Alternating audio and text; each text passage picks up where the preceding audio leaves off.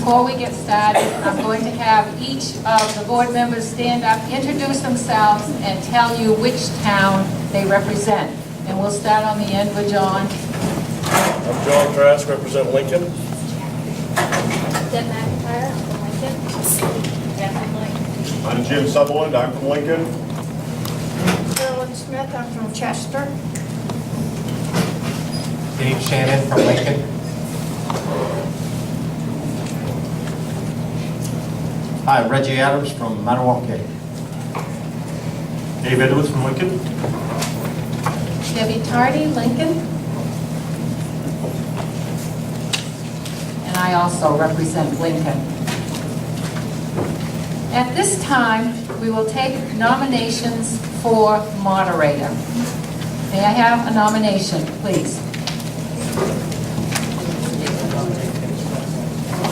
All right. Richard Spencer has been nominated for moderator. Okay, it's been seconded. Are there any other nominations? I move that nominations cease. Okay, it's been moved that nominations cease Second. and been seconded. And if not, then we now will vote to see that the nominations cease. All those in favor, please raise your green cards. And please keep them up. Somebody's got a yellow one. Please keep them up until you've been counted, please.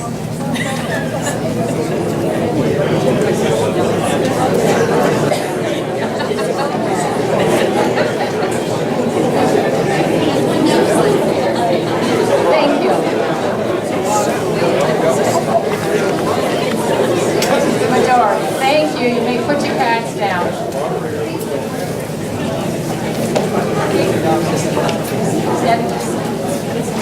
At this time, we will vote on Richard Spencer as being the moderator. All those in favor, please raise your cards.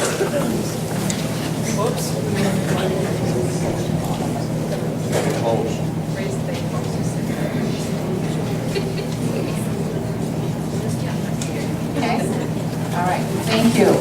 Mr. Spencer, would you come forward? And Mrs. Crosby, are you swearing him in tonight and the ballot clerk?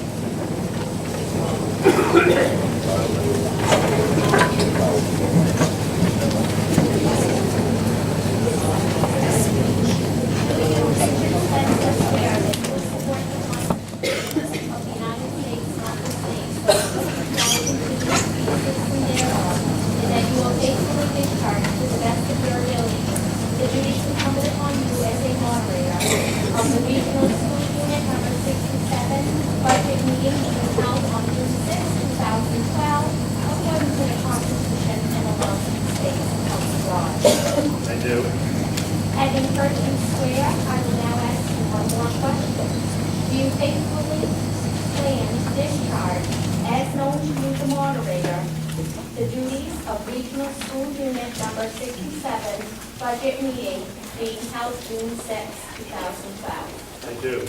We're all set. I'll take a signature.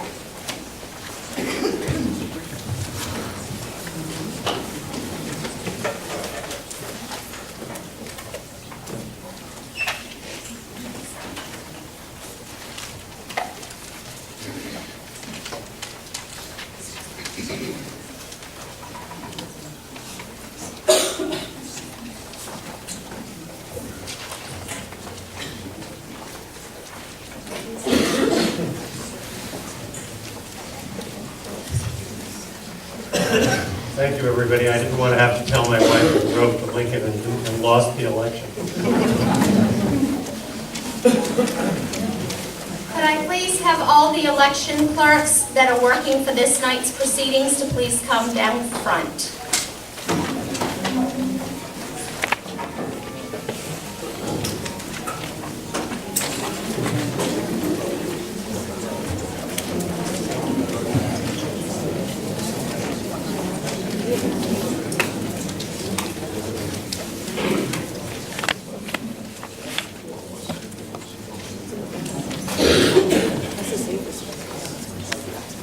All right, ladies, I'm going to do this as one collective oath, and I would like to have everyone raise their right hand, please. Do all of you ladies swear that you will faithfully discharge to the best of your abilities the duties incumbent upon you as election clerks for the RSU 67 school budget meeting this evening being held June 6, 2012 for the record?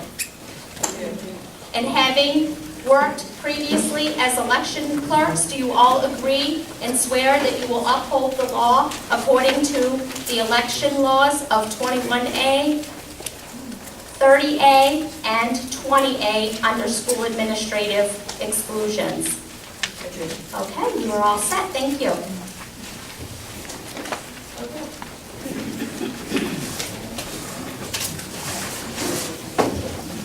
Again, thank you for electing me as your moderator. I'd like to start just with a few procedural points. If there's no objection, I'd like to conduct the meeting under the rules of the main moderator's manual, which is the set of rules of order that are published by the Maine Municipal Association for town meetings. So procedures will be familiar to you because if you go to regular town meeting.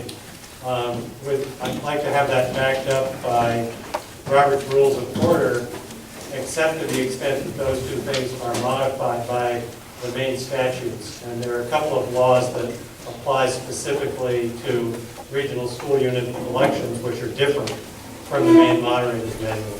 So that's the way I would do it, is the Maine Moderator's Manual backed up by Robert's Rules of Order, except where the statute says that you have to do something slightly different. As a general rule, we'll take up the articles one at a time, and I've discovered over the years that I'm not smart enough to keep track of amendments to amendments to amendments. And so what I would like to do is to have the main motion on the article moved, and then if somebody wants to make an amendment to that, to lower it or increase it, we'll debate that amendment first, and then vote on that amendment. And then when that amendment is finished, we'll be back to the main motion. And if somebody wants to make another remote amendment for another amount, then they can make that motion. The way I just swore that I would uphold the Constitution, and one of the provisions in the Constitution is that school districts have to adopt a budget to provide for the education of their kids. The purpose of this meeting is to adopt a budget, and then there'll be a referendum on June 12th. And if you don't like the budget that is adopted at this meeting, you can go to that referendum and vote no and defeat that budget. If that happens, then the school board will have to call another meeting like this to adopt another budget.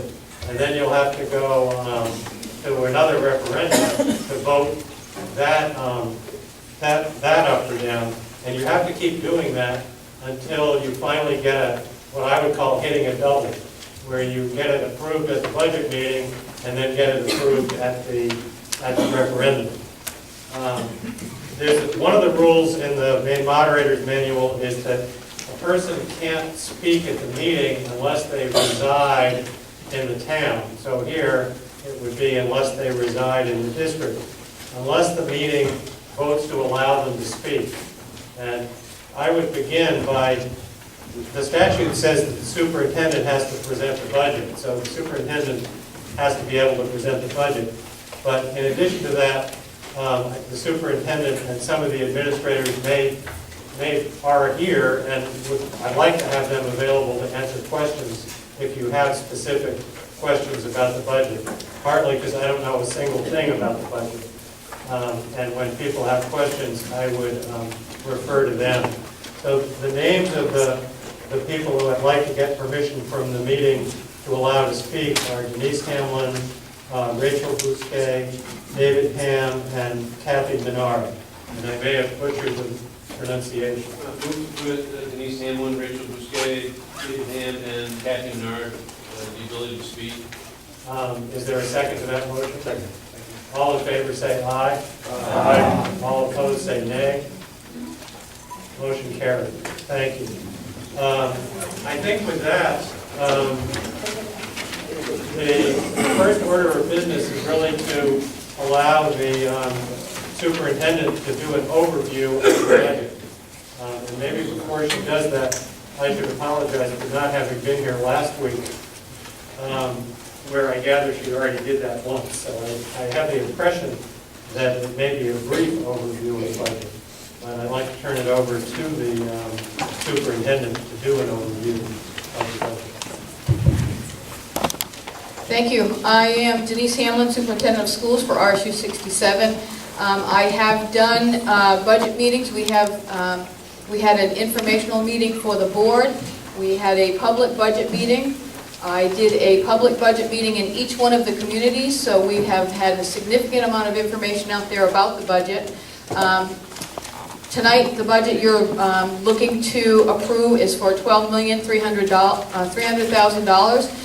42.46% of that is instruction, 11.39% is special education, 4.84% is vocational education, which is Region 3, 3.34% is other instruction, 8.62% is students and staff support, system administration equates for 3.92%, school administration is 5.95%, transportation is 6.06%, and building and grounds maintenance is 13.42%. This is an article vote, so you will be voting on the article, the dollar amount within each article.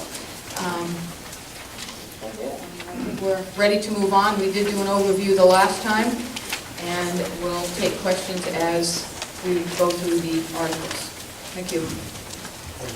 You may not feel lucky, but I want to tell you how lucky you are. I was at a budget meeting last week, and I said the superintendent will do a brief overview of the budget. And 15 minutes later, we were on slide 6. And I looked at his presentation, and there were 39 slides. And I calculated it was going to be an hour and a half before he stopped talking. And by then, the audience, everybody looked like they were in a coma. And I finally made him sit down. So that was the briefest overview I've heard. There are a couple of other things I should explain about the procedures for the meeting. The way Maine law is written, the budget has to be adopted by what's called a line item budget. And there are 11 line items which are the expenditure lines, which authorize the district to spend a certain amount of money in each of those categories. So that will be Article 1 all the way up through Article 11. Then you have some articles which are, I would call the appropriate articles to raise the funds so that you actually get the money in so that you can spend it. And that's Articles 12, 13, and 14. And then Article 15 is a summary of the whole budget. So you're really just voting on the whole budget that you've already adopted. And then there are a couple of miscellaneous articles. The way the law is written, this meeting adopts an amount for each of the line items. It's up to the board to decide how to exactly spend the money that you approve in each of the line items. And the meeting doesn't have that authority. It's up to the board to do that. The board also has the authority, once you've approved all the line items, under the statute, the board later during the year has the authority to move 5% of any line item over to any other line item. So if they run out of money in one line item, they aren't allowed to over-expend these line items, but if they get in a situation where they have to go over it, they're allowed to, as long as they don't exceed transfers of 5% coming in from the other line items. So that's basically what you're voting on is the amount in each of these line items, not the exact detail as to how those line items are going to be expended. The other thing is that if you increase or decrease the first 11 articles, so the school board has recommended the budget to spend this amount of money and then take all their revenues that they get from various sources and whatever they then need to raise the rest. If you change Articles 1 to 11, either up or down, it then makes sense to change the revenue articles, so that if you're giving the board authority to spend more money, then you better have them raise more money. And the place to do that, the best place to do it, you can do it wherever you want, but the best place to do it is in the additional local funds article, because the Article 12 is the state subsidy part of the budget, and you have to raise the local share to get the state money. Whereas Article 14 is the extra local money that's completely local. So if you cut the budget in Articles 1 through 11, you probably want to cut Article 14. Otherwise, you'll cut the budget, but you won't reduce the taxes, and the district, the RSU would get the money in and then not be able to spend it. They could use it the following year. But it usually doesn't make sense to cut the budget but not cut the local funds article. The other thing is that if you make changes to Articles 1 to 11, it then makes sense to make changes to Article 15, which is the summary of the whole budget. Since you changed the budget, you want to change the summary. And one of my jobs will be to try to keep track of all of that, so that when you get to Articles 14 and 15, I've kept a tally of any increases or decreases as we went along, so it'll just make it easier to make sure that the whole budget hangs together.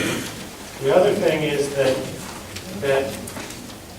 this is different from the town meeting.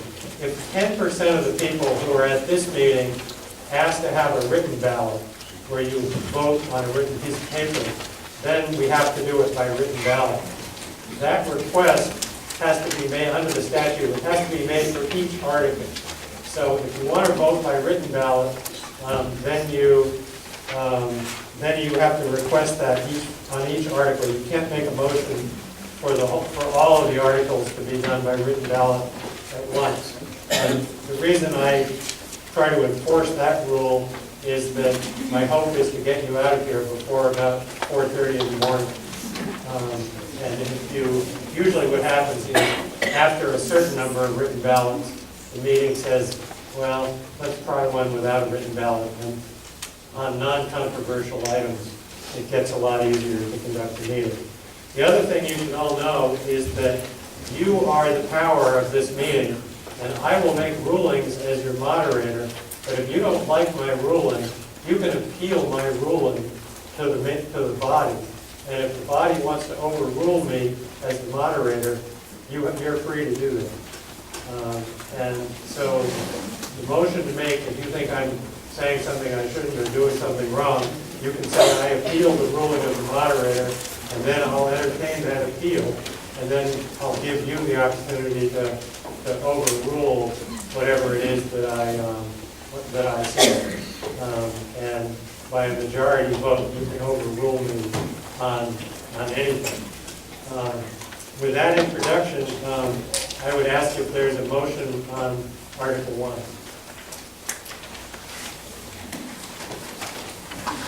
I'll make a motion that we accept Article 1, see. I'll read Article 1. Okay. To see what sum the regional school unit will be authorized to expend for regular instruction. The school board has recommended $5,222,457.69. Is there a motion? I'll make a motion. And what is a motion? The motion is to accept the recommendation of the board to accept this article. at that amount. Yes. And is there a second on that motion? Second. Moved and seconded on Article 1 at $5,222,457.69. Is there any discussion? Yes, sir. Two things. Frank Castro, Lincoln, is this the original amount that we voted on last week? And turned it down? Well, I think the original amount was reduced by the 45,000. 45,000? It's the same. Procedure for the way the meeting is exited and why we're starting from square one again. Here's what I understand, but since I wasn't here, I probably know less about it than anyone in the room. My understanding is that somebody made a motion to amend the article and reduce it by 47,000, 45,000, that amendment passed. It did not pass. It did not pass. Okay, then that amendment failed. Then you got to the main motion, and then you discussed that for a brief time, and then you decided to adjourn. No. It failed. Oh, you did fail, and then you adjourned. And maybe that's another rule that I should bring up.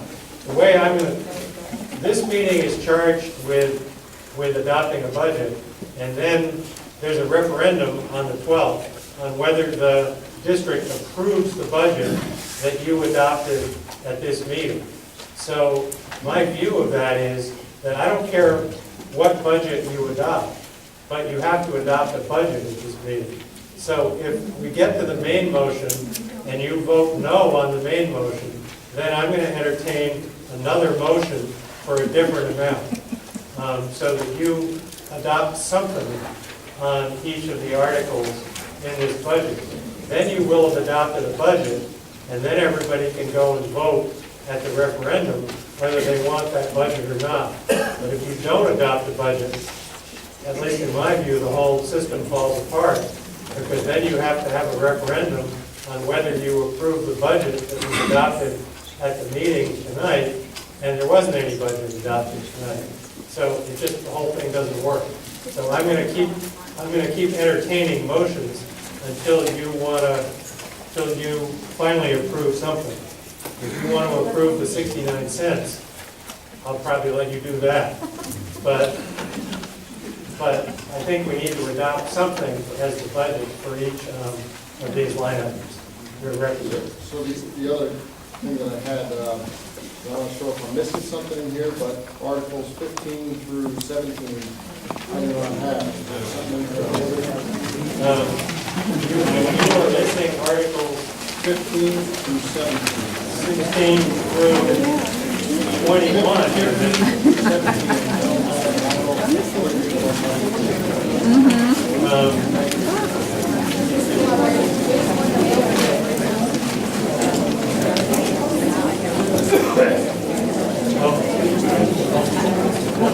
Okay, there's some extra copies. Article 15 is the summary for the whole budget, and basically you approve the total that was approved. Article 16 authorizes the RSU to spend money they get from grants and other sources that don't require money that hasn't been already appropriated. And Article 17 authorizes the adult ed program, and the amounts are as recommended by the school board. We can discuss that in detail so everybody is sure what they're voting for. I do know that those articles were in the warrant, which is the official notice for the meeting. Any further discussion on Article 1? Yes, ma'am.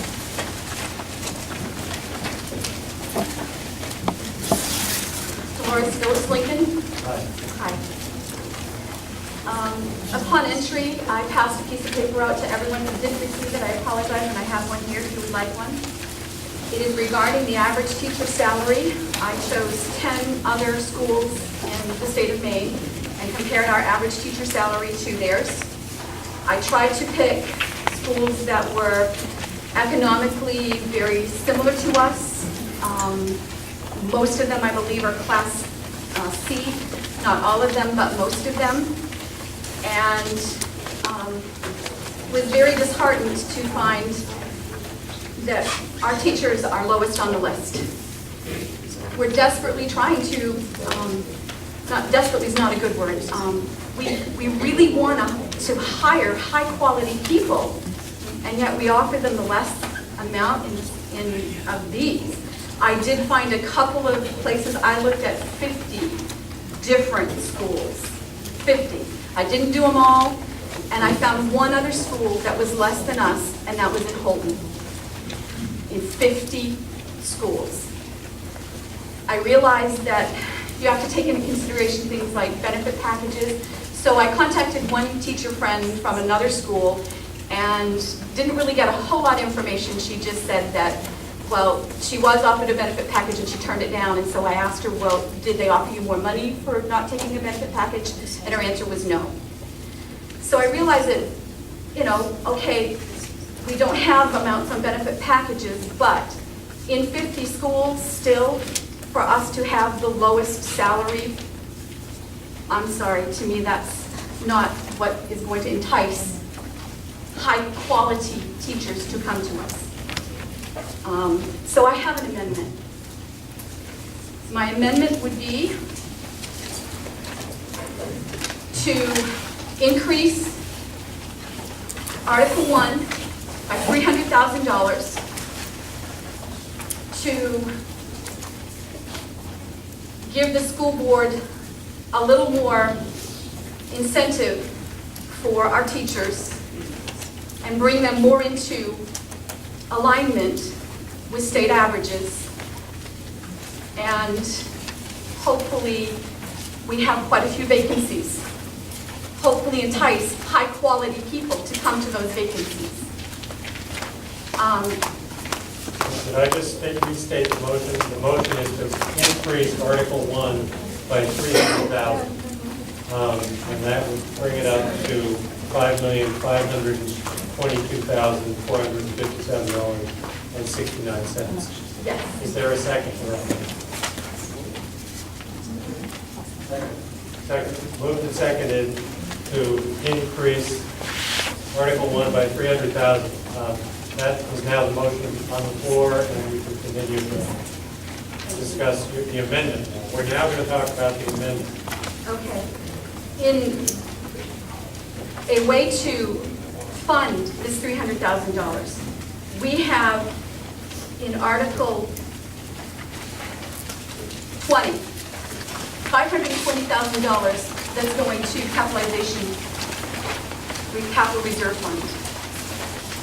Why not, instead of taking such a huge amount to capital reserve for 1 year, give it to our teachers and show them we appreciate and want to keep high-quality teachers.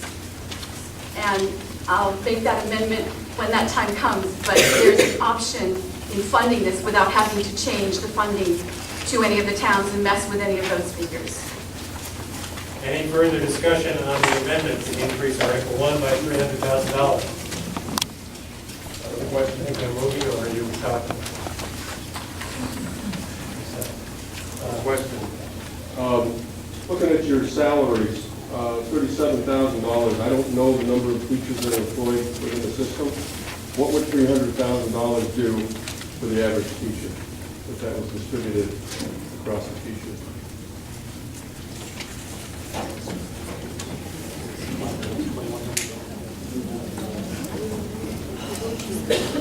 My understanding is that it brings us closer to the state average.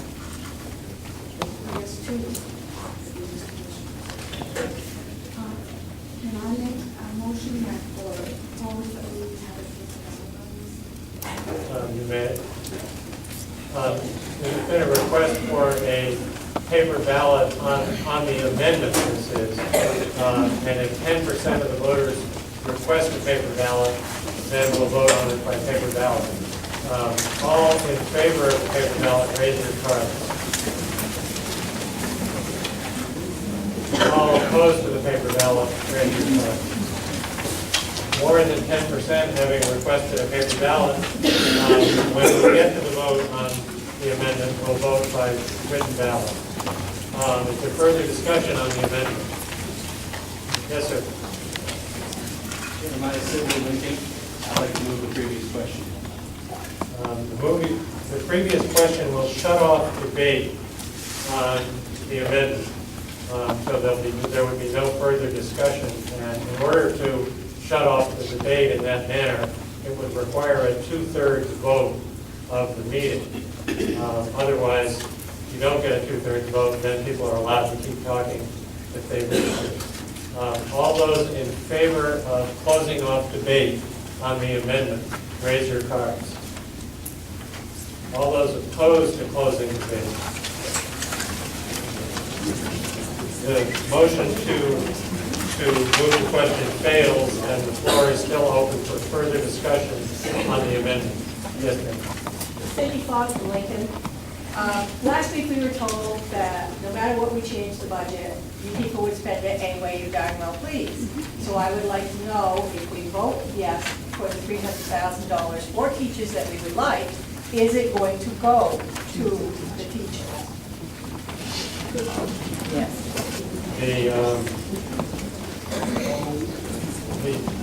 As a legal matter, if you raise the amount, it's then up to the board whether they spend it on that or whether they spend it on something else.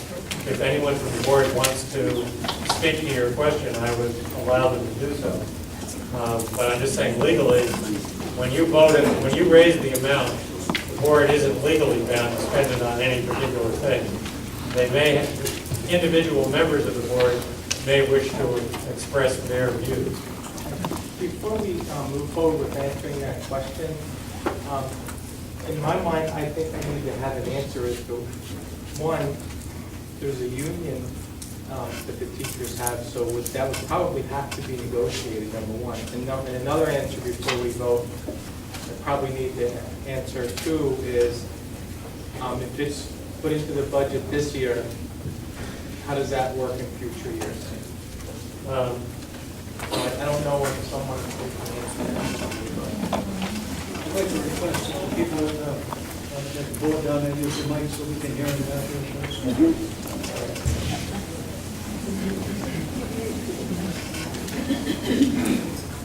For whoever would like to, anybody who'd like to answer that question, I mean, I don't think the board can't do anything official except by a vote. But if individual members want to say something, they are free.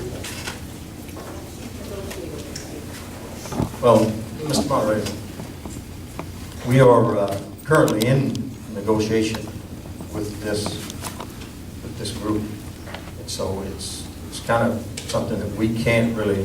So those negotiations are confidential. They are ongoing, and so it's hard for us to say anything about that. But having said that, it is my understanding from your explanation here tonight and from just knowledge of this budget item, this can be raised or lowered, but it can't be designated. Am I right with that? That is correct. Okay, thank you. That doesn't mean you can't say Sure. I would like to explain how the capital reserve works.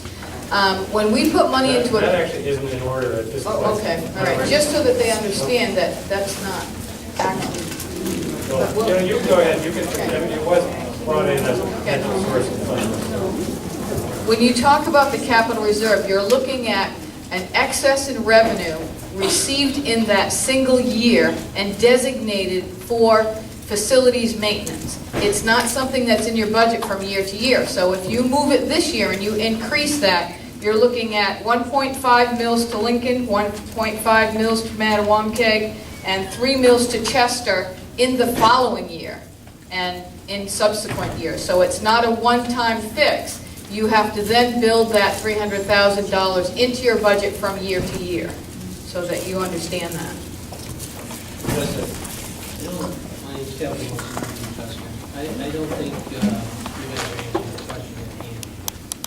And you're reverting to something else to the capital reserve. That's not what I thought. I believe the real question is, you as board members were elected by the towns to represent the communities. We have a budget here tonight, and we think we know where the money's going.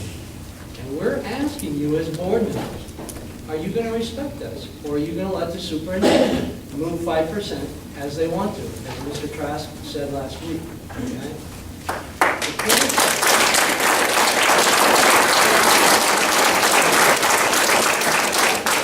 The point is, you are elected to represent us, okay? And we're asking you as board members, in good faith, right now, are you gonna stick to the numbers on this budget, or are we just voting on a number, and you guys are gonna allow them to move?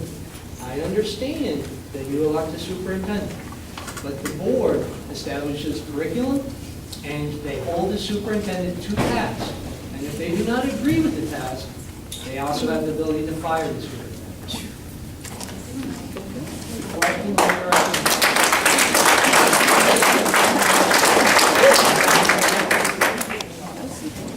Further discussion? Could I say something, moderator? As board chair, yes, we are your elected officials, and yes, we do set policy, we accept the curriculum, and we do what we are supposed to do. And the one thing that we cannot talk about is personnel, because that is confidential, and that is a state law. The second thing is, if you want us to give the teachers $300,000 in raises, that has to go through the negotiations process. And as you've been told, if we do it this year, we have to make sure it is in there in another year. That has to be sustainable. And that does cause an increase in the mill rate to our towns. And if you want us to do that, then probably we could do it. But it's not our decision to do it. It has to go through the negotiations process. And we can't talk about negotiations. Again, it's confidential. So we're not, and we support her. We stand behind her. We have board meetings, and we discuss in our committee meetings what is going on and where we're going and where we want the district to be. And we all feel, and I especially feel it, and if you're reading all of the educational journals and all of the articles in the papers that are coming out, change is coming to education. Drastic change is coming. And it isn't going to take a generation as it has in the past. This is the information age. So we have set a course, we're sticking to that course, and we do support our superintendent. And she does not tell us what to do.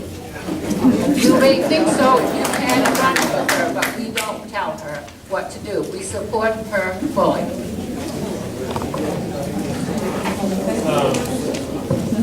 Is there further discussion? You know, we're talking about education, further education. I find it pretty sad. We're asking you to look at giving these teachers raises to keep the administration that we have. And if you look, board members, and I'm not sure if you got it, but I'm telling you, our administration people are leaving this school district who have respect from the students, who have respect from the teachers, who have respect from the people in this town or towns, okay? And they're leaving. They're not leaving just because they can go to the next town to make a little more money, okay? There's problems here. And for some reason, we're overlooking that. We're asking you, maybe it is a little money they need, and they need support from our board members. And we're asking you to take that $300,000 and put it towards that. What does it take? Yeah, you're in negotiations. I've been a union president, okay, for a number of years. You can take that to that board, to that union, and say, listen, the people are speaking that they would like to see our teachers get raises to keep them here. You can do that in negotiations. We're asking you to take that money, if that's where it's going to go, and put it there to keep these people here. We have a problem, and I hope you really look at this. I don't know what it's going to take. We're losing our good administration and our teachers. I don't know. Please, I'm asking every one of you. I know you very well, you people. We're losing our good administration people. So the motion on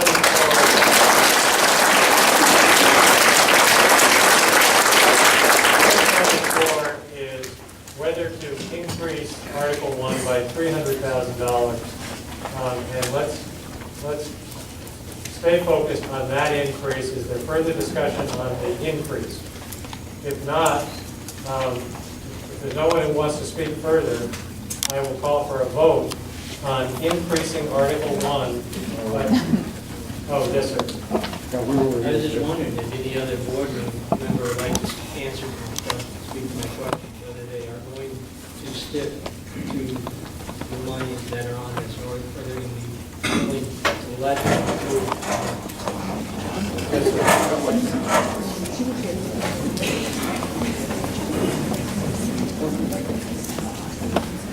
Okay, everybody knows who I am. I seem to be the target, okay? We have hired a superintendent to make this budget. We have worked with her in committee. We've worked with her at the board level. We absolutely have a plan. One of the absolute goals this board has is to raise teachers' salaries. We're on a 5-year plan, folks. We can't do it all in 1 year, okay? We are going to raise teachers' salaries. The whole board will agree with me. That's what we're going to do. I'm chairman of the finance committee, okay? We know we're losing good teachers, okay? We also know that some people are leaving this district because we've paid for their education and they're leaving to better themselves. No. Listen. We have paid for their education and they're bettering themselves. How can you hold that against them? You can say that about any school. How many?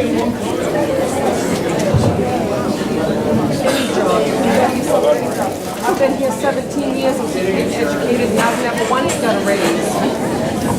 I'm Rachel in Lincoln, Maine. I'm a parent, I'm a teacher, and I'm a taxpayer in this town. And I really don't think a lot of what we're talking about here with salaries, I would gladly trade the amount that we're looking for to keep Anita Stewart McCafferty here.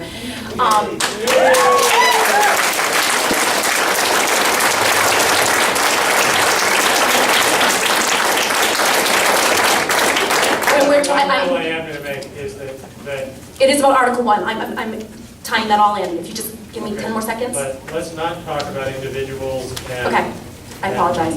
Deal with it in terms of what the motions that are on the floor, which are the amount for the article. So with Article 1, where I'm at is I will gladly work for the amount that I'm getting right now as a teacher because I am here for the students. I am here for my own children. I am here for anybody's child.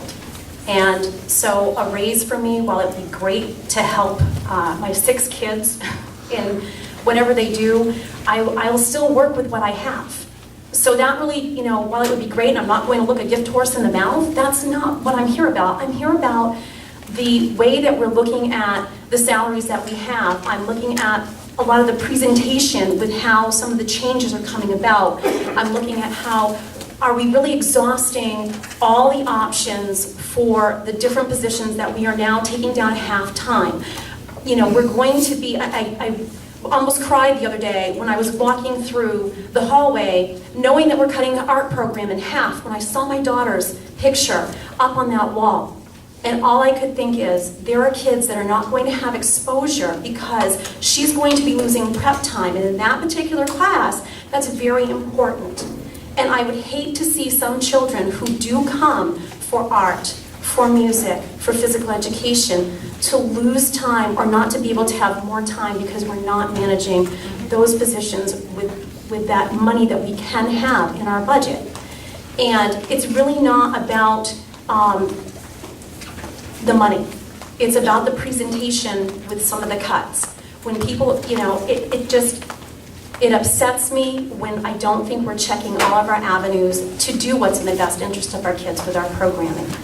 So I just wanted to say, it's not about the money for me. It isn't about the money. It's about making sure that we have the basis, the people there, the curriculum that can be taught, and we're exhausting all avenues possible to make sure our children have the best opportunities. That's what, I'm here for. And I really hope that in the future, that we do a better job looking at things, because what upsets me the most about Article 1 is that the school board was willing, without hearing information from all students that were going to be impacted on April 25th, to cut. Okay? And those positions that would have been cut would have meant a 67% cut to 7th grade health and a 50% cut to 8th grade health. And you were willing to do that without hearing from my school. And that bothers me, because I am here for the kids and I want them to learn. Thank you. Okay, so the question is,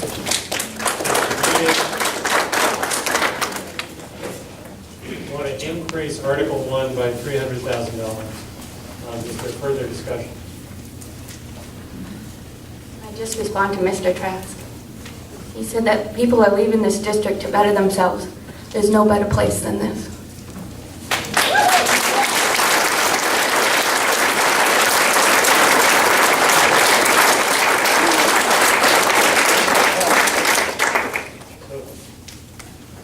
This directly involves the $300,000. If you don't like the capital gains, how about the fact that in 2012, we spent out $173,386.41 in expenditures that were from 2011.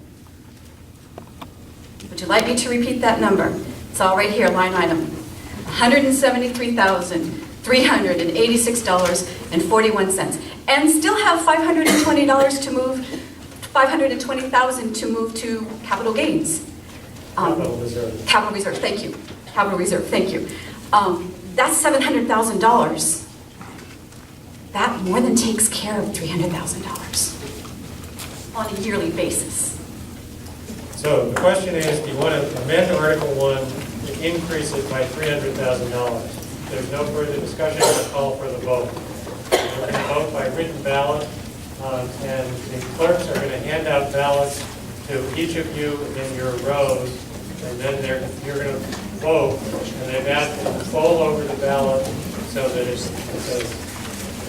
you preserve the secrecy of the ballot, and they're going to do it that way because we want to make sure that the number of ballots that are distributed equal the number of people who are in each row, so that when we get to the count, it corresponds to the number of ballots and the number of people.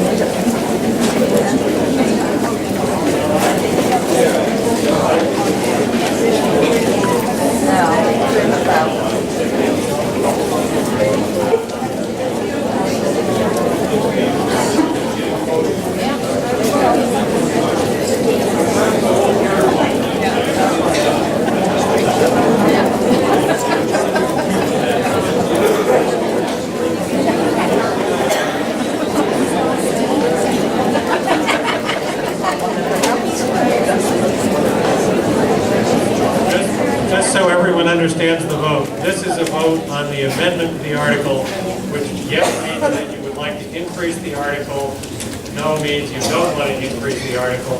If the amendment fails, we'll then vote on the main motion. If the amendment passes, then the main motion would be the article plus 300,000, and we'd have to vote on that.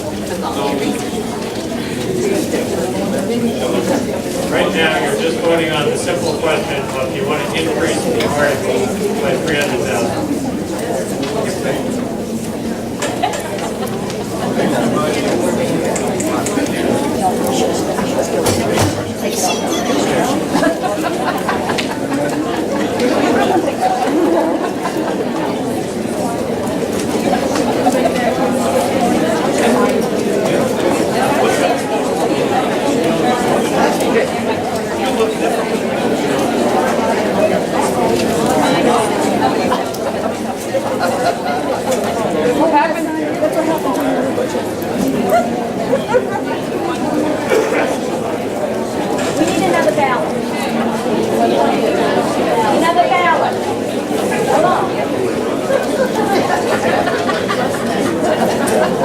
At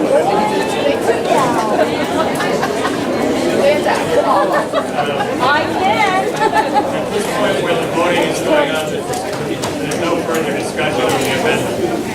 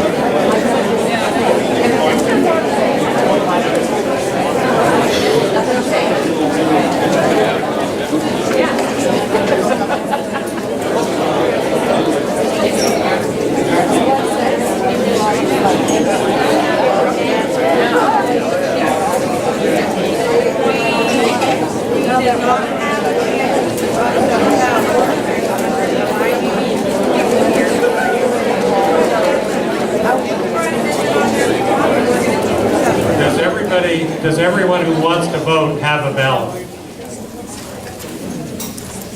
Does anybody who is not entitled to vote have a ballot?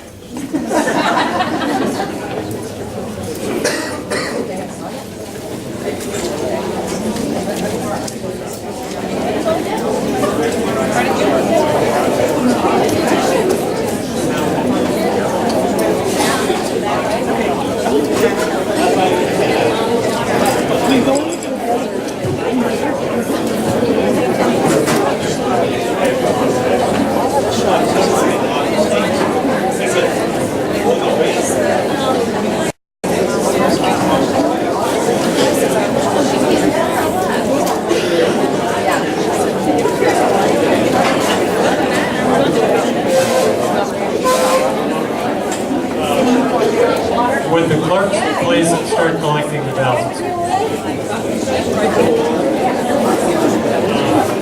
I can pass them to the center aisle to be collected by the clerk. Pass your ballots down to the center, but don't look at anybody's ballot.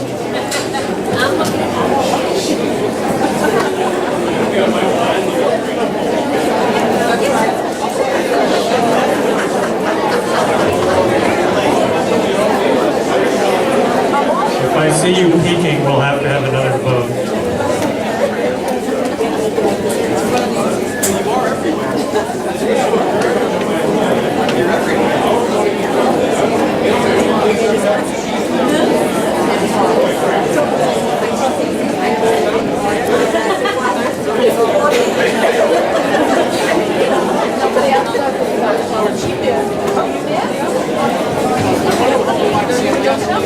If there's anyone who hasn't voted, please take your ballot to the back table. Has everyone voted? Last call for voting.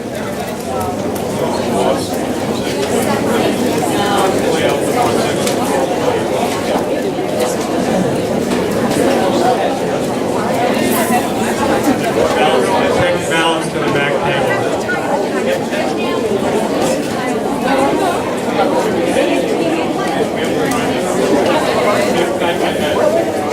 Anyway.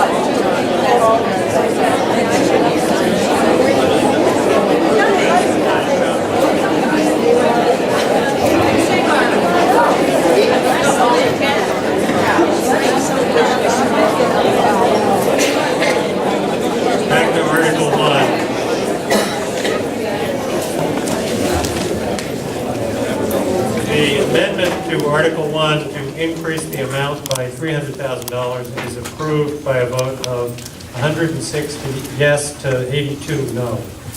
So now we're back to the main motion, which is Article 1 in the amount of $5,522,457.69. Is there any discussion?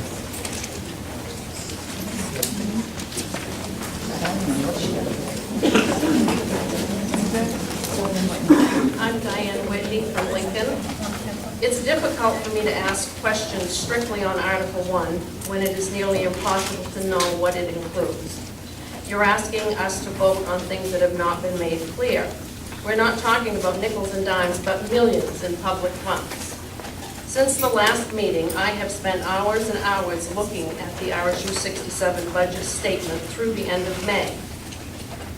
I tried to figure out exactly what was included in the professional services budget, which was a big thing last meeting. Never could come up with how the budget, where it was, or how much money was spent. Mrs. Mayo's comment last meeting about no transparency in the budget certainly has more meaning to me at this point. I would like to know what is included in professional services. Does this include staff development, curriculum development, behavior consultants, social workers, occupational therapy, physical therapy? I feel I should be able to look at the 32-page budget expense report and know what is included in last year's $350,000 plus professional service budget. A general breakdown of any of the articles doesn't give us enough information for an informed vote. Looking at each article separately, professional services seems high, but when you add all the articles together, you are asking for an excess of $305,000. That seems very high to me. How many of these services are absolutely critical and necessary, and how many are pie in the sky? Another area I looked at was travel. 2012 and 13, the budget was in excess of $56,000. I'm not sure what RSU pays for mileage, but at 50 cents a mile, that's 112,000 plus miles. That's a lot of miles. Where are we going? The superintendent's office had a travel budget of $5,000. Through the end of May, a total of $9,592 had been spent just from the superintendent's office. Where did you go?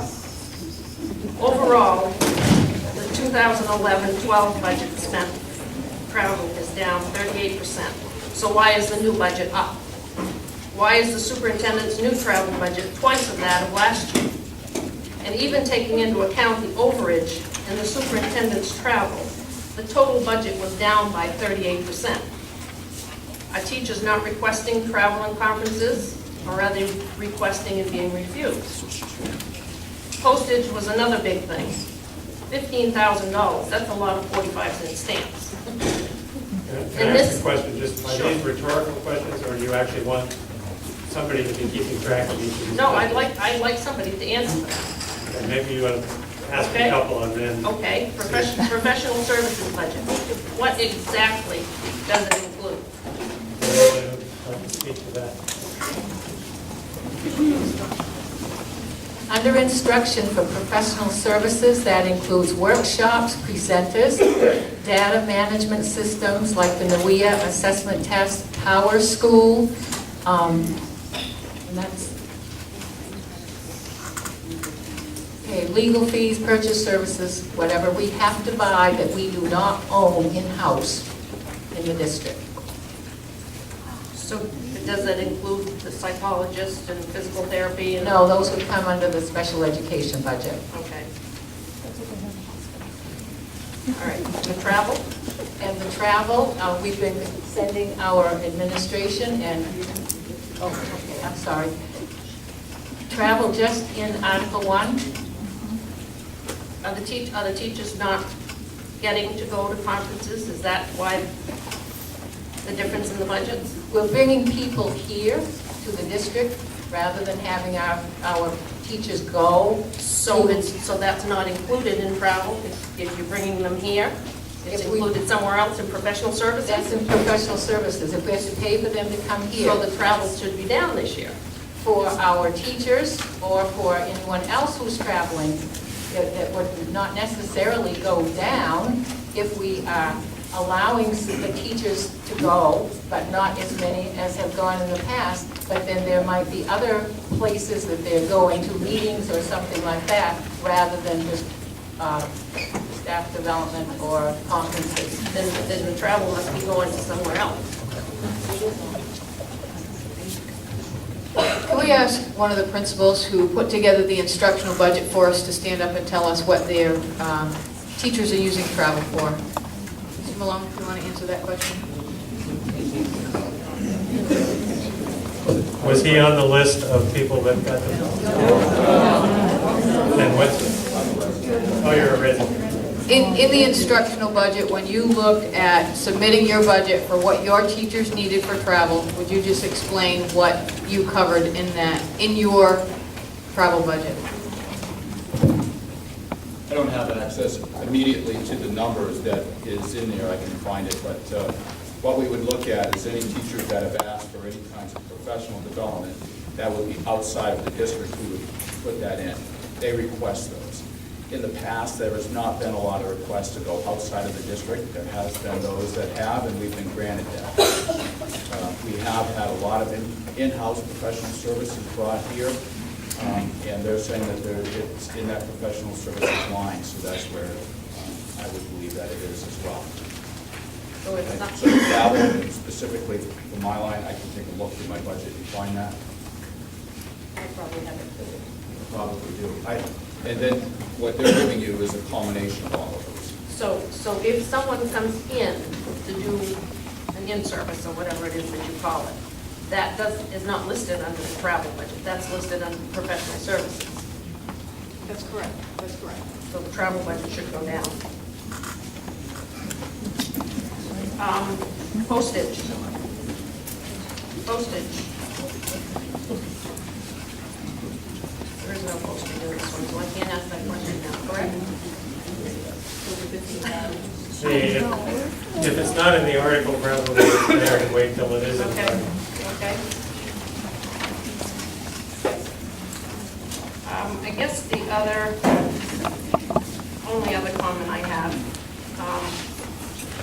overall salaries and fringe benefits are up 5.3% in this new budget. I wonder exactly how much of that increase will go to the teachers and how much will go to the administrators.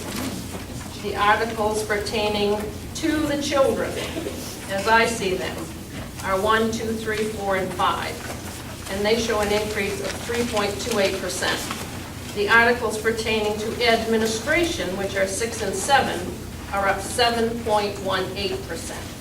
It's twice as much. That absolutely tells me that RSU 67 is top-heavy. If the Board of Directors truly are interested in doing the best they can for the children, something needs to be done about this problem. Generally, the 4 areas that I looked into, and this was all across the board, professional services, travel, postage, dues, and fees seem inflated. I have to wonder. Oh, okay, I would just like to answer the questions as they come in. No, I know, she does have the floor, and I think she's making a statement, not asking specific questions. That's right. Generally, the 4 areas I looked into, professional services, travel, postage, dues, and fees seem inflated. I have to wonder if the entire budget is inflated. Thank you. So,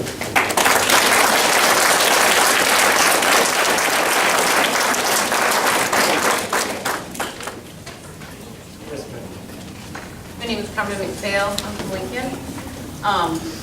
First, I do have a question, and it is pertinent to this. I asked last week about the Gifted and Talented program being moved from the special ed budget into the general budget. I have done some research, I have done some homework, and I spoke with the state administrator of the Gifted and Talented program today, and she told me that there is no clear directive for Gifted and Talented to be moved out of special budget, out of special ed, that It is still mandated under special services, it should still be under special services, and it should not have, that she has not seen anything that would tell her that it should have been moved. Can you please tell me who proposed the move, what the actual budget for the gifted and talented program is exactly, and when it was... Can I just ask a question? Was it moved from special ed into regular instruction? Yes, it was moved from Article 2 into Article 1. And how much that actual budget is, because last year, I believe it was over $60,000. We're showing a $22,000 decrease in the special ed budget. If that was back in that article, it would be a $37,000 increase. I want to know above and beyond that, what is in the gifted and talented program. Is the stipend that is paid to special services in there? Is the stipend that is paid to the superintendent for overseeing special services in there?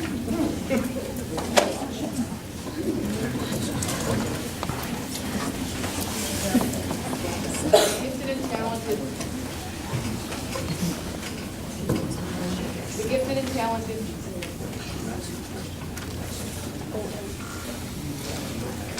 The gifted and talented budget is in the instructional line. You can see, if you had a line item budget, which I'm sure you have, the budget for the coming year, which is based on an application that we submit to the Department of Education, is $26,493. That is under instruction. It's a separate line. It's a separate application process, and it is reimbursable in the following year. We have to spend the funds, and then we're reimbursed in the following year for gifted and talented, if that's what you're asking. The gifted and talented budget approved by the state for RSU 67 for the 11-12 school year was $60,276. Okay, but we're talking about the 12-13 budget, and I don't have that budget with me. That's last year's budget. Right.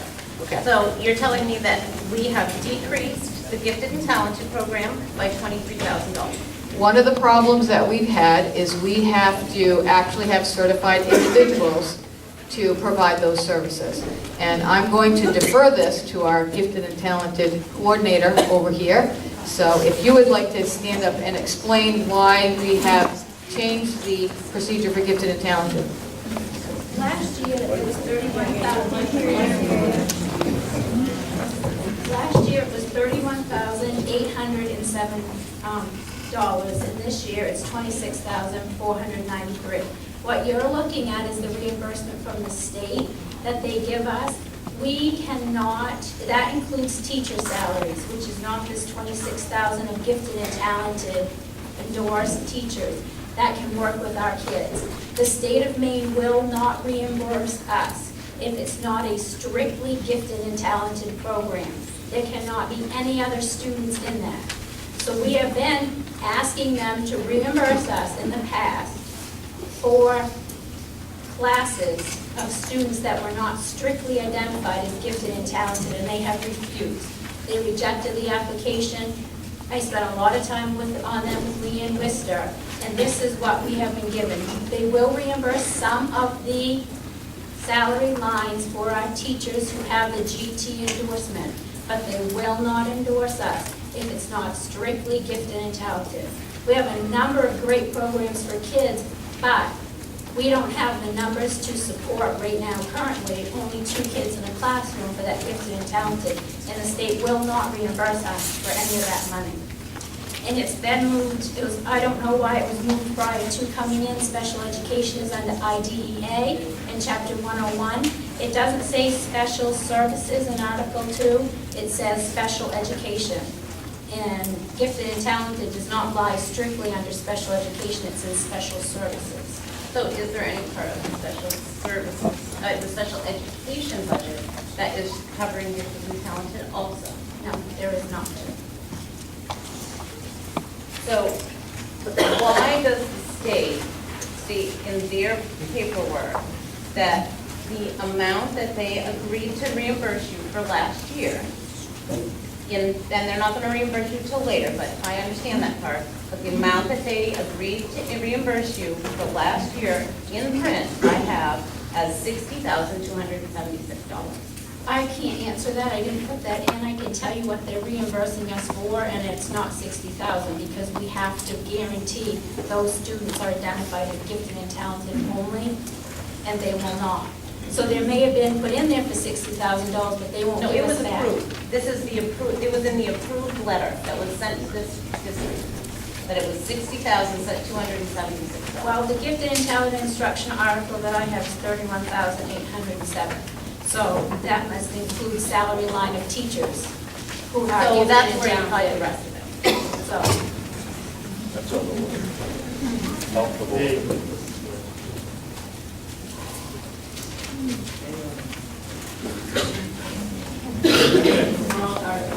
There's no further discussion. I ask for a vote on Article 1 as amended by the 300,000. So what you'll be voting on is $5,522,457.69. Will the ballot clerks distribute the ballot?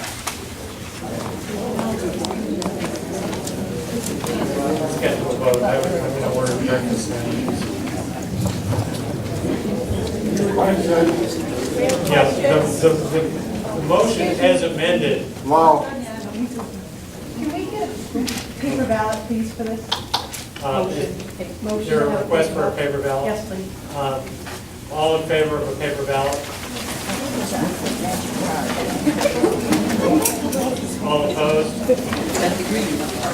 More than 10% having requested a paper ballot, we will vote by paper ballot on Article 1. The original amount for Article 1 was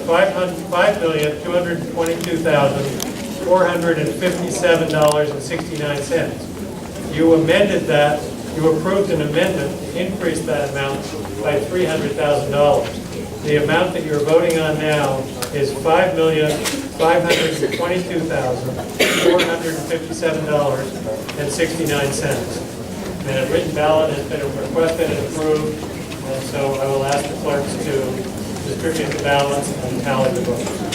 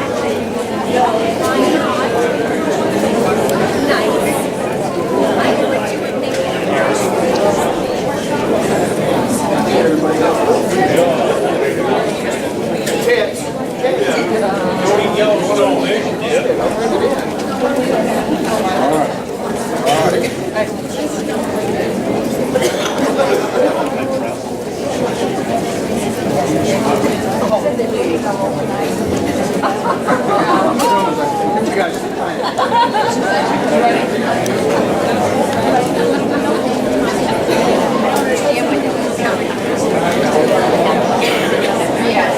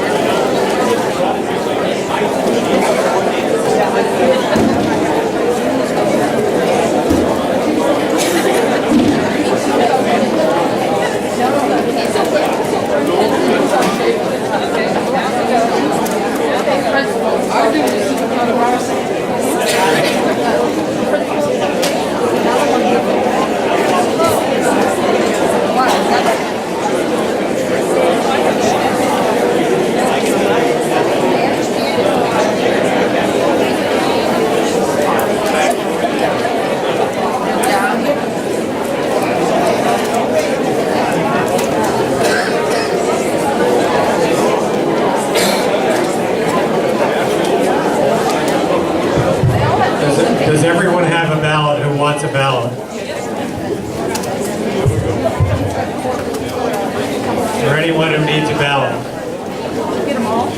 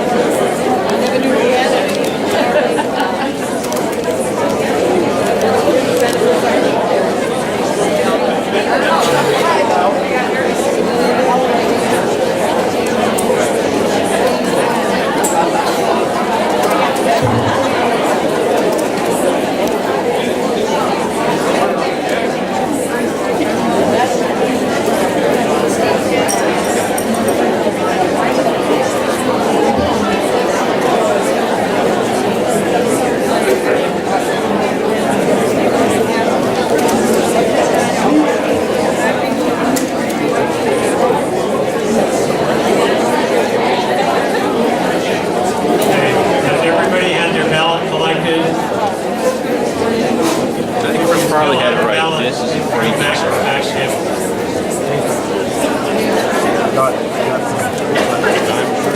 This ought to get you $10 a load.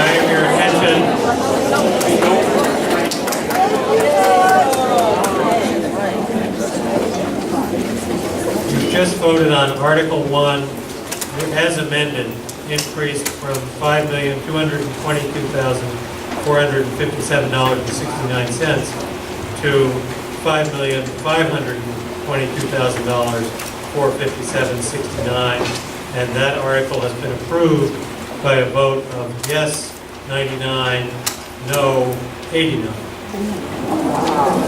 Article 2. See what some regional school unit will be authorized to spend for special education. Is there a motion?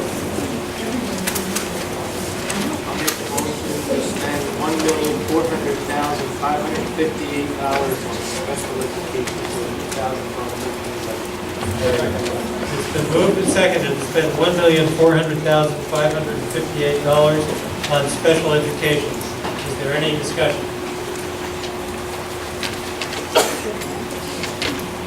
Seeing none, I'll call for a vote on Article 2.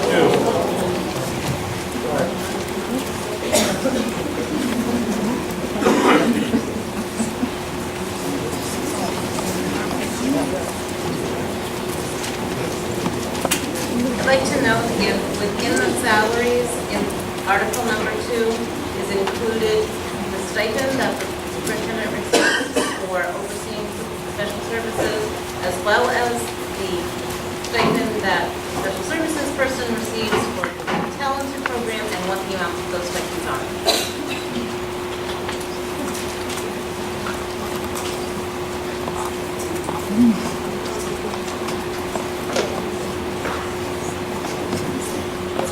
I'll start with the superintendent's stipend is for the No Child Left Behind application.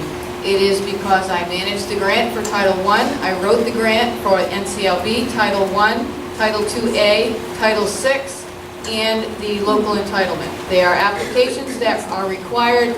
They're about 100 pages long. They are federal grant required, and they were parted out to either the former curriculum coordinator or the former special ed director. When the new people came on, we had a late retiree, so I took those on and I wrote those grants, and that was a $5,000 stipend for writing those grants, and that came out of the grant. The federal grant, it is not in the general budget. And the gifted and talented stipends for all gifted and talented building levels and district levels comes out of the gifted and talented line, which is reimbursed from the state. Now in Article 1. How much is it? What, the stipend? Yeah, $1,000. I can't hear you. I want to know how many stipends there are for that, if there are multiples, and what those amounts are.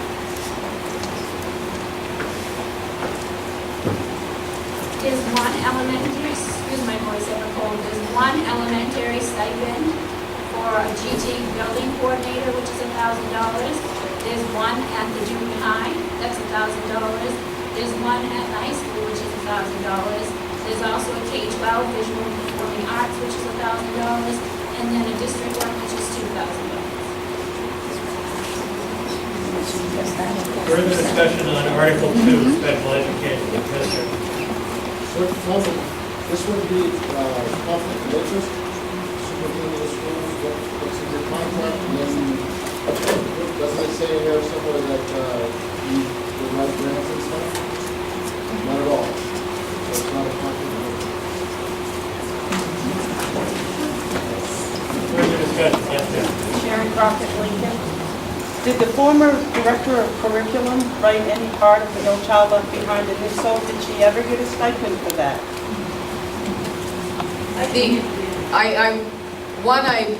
The former curriculum coordinator did write portions of that grant, and that was part of that person's job.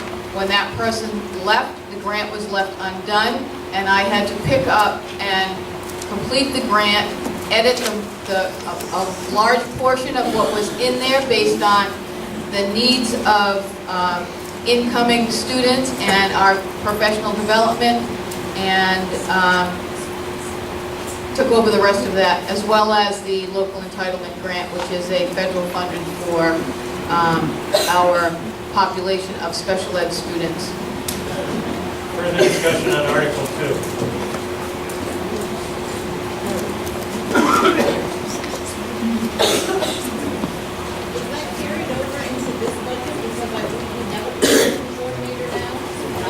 The moderator will come and recognize you in just a second. You're recognized. Go ahead. If that is included in this budget, I would like to know why it is included in the budget. We now have a curriculum coordinator, and we also have a proposed half-time administrator to write this. Did everyone hear the question? No. I'm going to ask them. I'm going to recognize this person.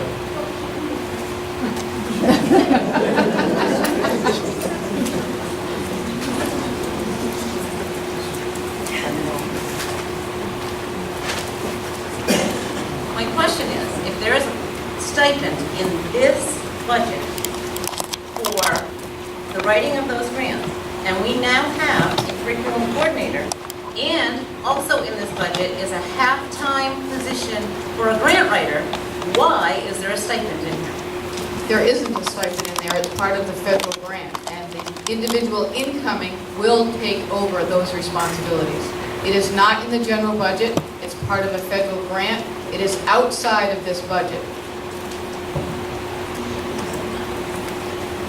Not the answer I got the first.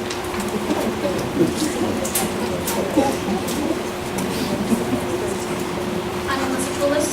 I wanted to know who the certified special education director is. A. McDonald, Has she been certified in the last week? she is certified, she has an 030 certification, which is a special ed director certification. And I spoke with Arthur Egan, legal consultant for the Department of Education. That was not the case a week ago. Well, I don't know where you're getting your information, but... I just told you. Well...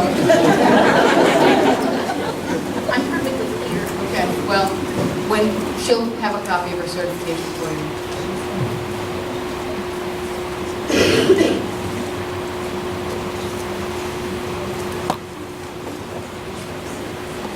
Okay, is there any further discussion on Article 2? Special education, $1,400,558. There's no further discussion. I'll call for a vote. All in favor, raise your cards. Request of ballot. Request for a written ballot. Is there a second for the request? Second. Okay, all in favor of a written ballot, raise your hand. All opposed? More than 10% having requested a written ballot, will proceed to a written ballot on hearing. I'd like to just clarification on that. We've already called for a vote, we already started voting. I think when I call for a vote, I think at that point, someone can request a form of vote. So I'm going to respect the request for a written ballot. What I am going to do is after the ballots have been collected and while they're being counted, we're going to move to Article 3 and discuss that while we're waiting for the results.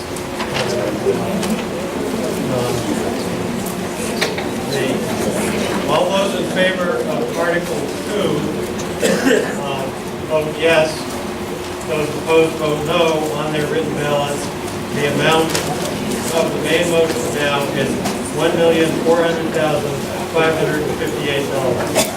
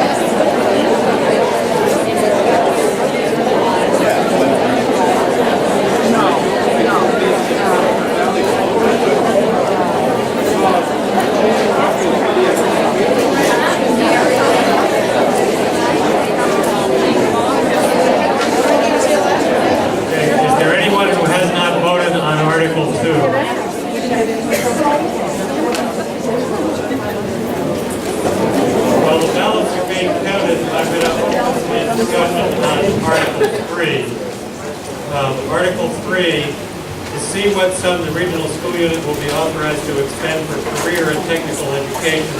The school board recommends $595,840.99. Is there a motion? Motion to approve Article 3, $595,840.99. Is there a second? I'll second it. It's been moved and seconded on Article 3, $595,840.99. Is there any discussion? If not, I'll call for a vote on Article 3. All in favor, raise your hand.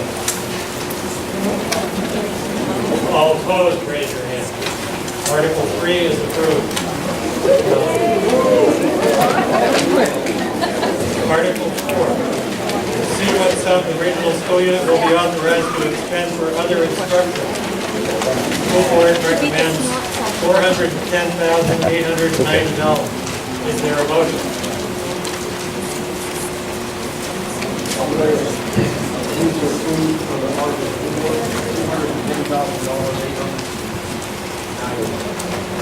$410,890. Is there a second? Moved and seconded on Article 4. Is there any discussion?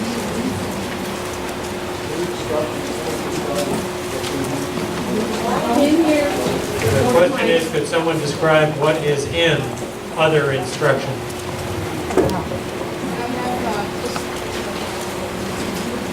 Mr. Malone, who is the middle school athletic director, and Mr. Bisson, who is the high school athletic director, summarize their budget, please.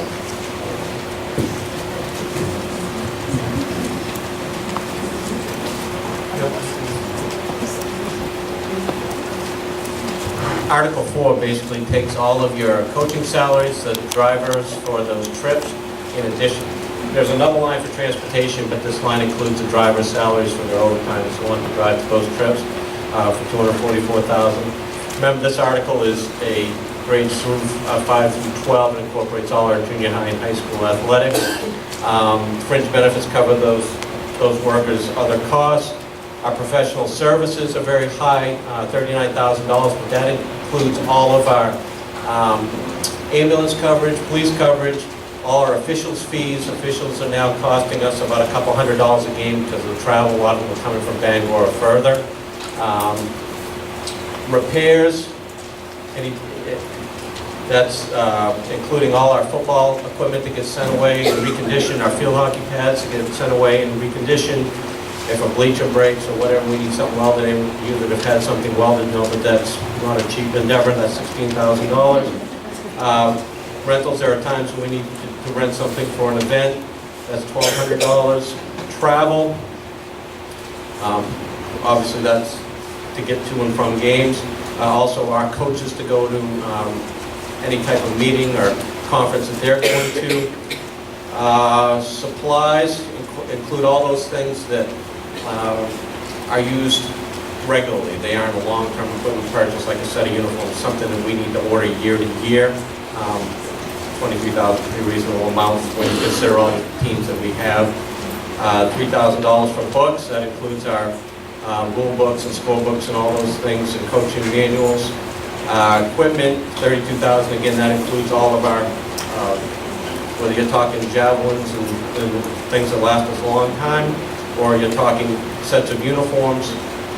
Diesel goes with the bus driver salaries. And then our dues and fees, our league dues, they are also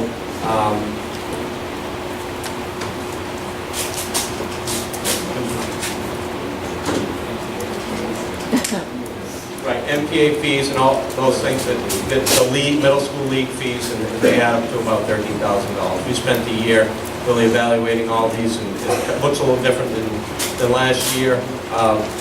The total amount is similar, but the lines are a little different. We do a real good analysis of what each of those officials cost and professional fees cost us.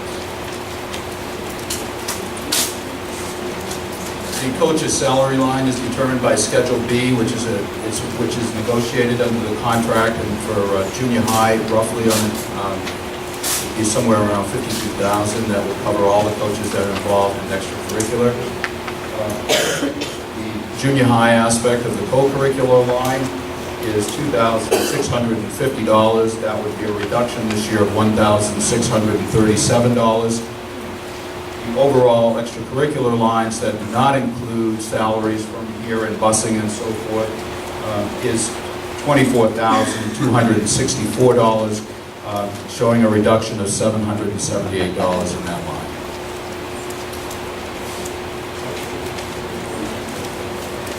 With respect to Article 2, the vote on Article 2 was yes, 103, no, 83. Article 2 was approved in the amount of $1,400,558. Further discussion on Article 4. I have a question, Mr. Disson. Would you come up to the mic?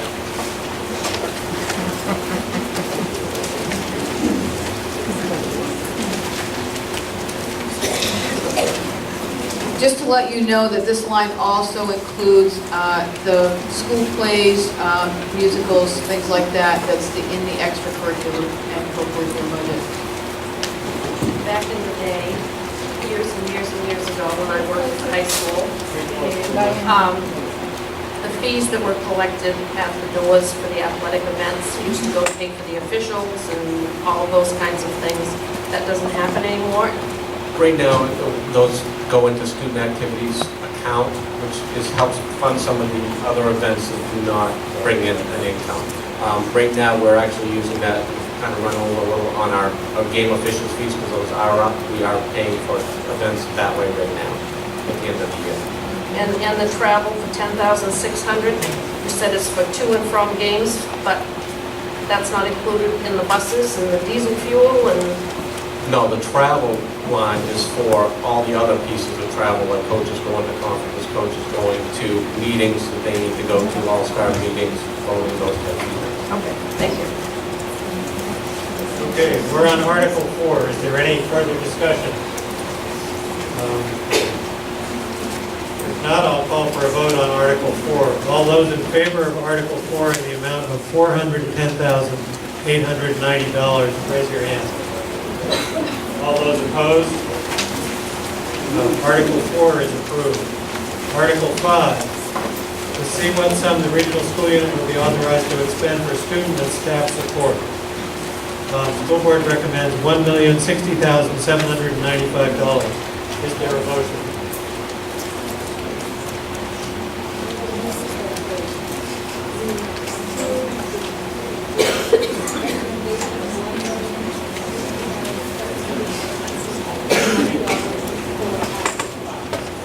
Is there a second? Moved and seconded on Article 5 in the amount of $1,060,795. Any discussion?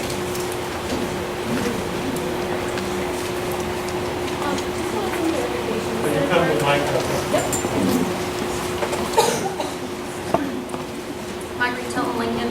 Just wanted some clarification. In Article 5, it mentions student assessment services, and I know that we had mentioned in Article 1 that we had some NOVIA things in there. Can you just clarify that for us, please?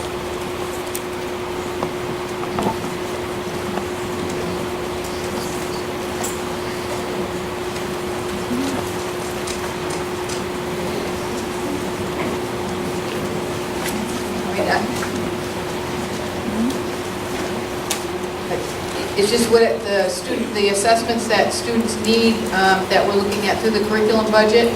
We can, Kathy Menard, if you want to answer student, You get the questions.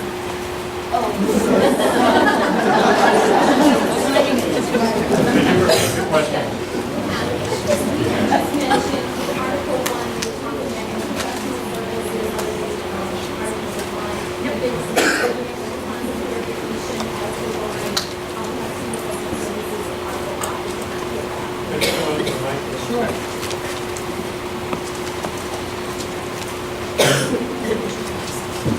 Professional, are you talking about professional services in Article 5? No. Student assessment. Student assessment in Article 5, but Article 1, professional services, if that was there, something on the same.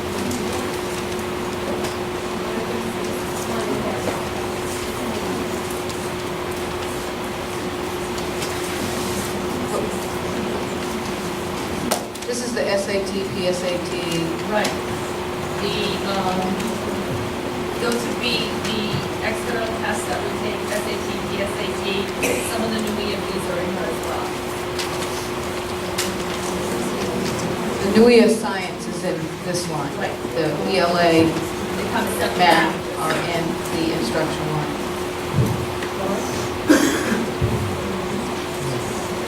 Further discussion on Article 5? Oh, yeah.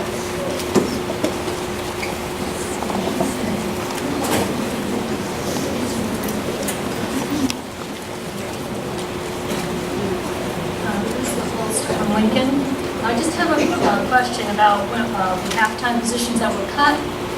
As I understand it, they were cut because they went to Caltrout, and that no longer happens. But we also had a computer person and a guidance person that also went to Caltrout, but their positions were not cut. Can you explain that to me? Is that covered in student staff support? Yes, it is. Technology is covered in there, and guidance is covered in there. The guidance and the technology department actually have additional duties according to what the system needs, as well as we transition into the Common Core, the technology instruction that students required becomes more and more significant. The technology teacher in that building will be working in the classroom also with teachers.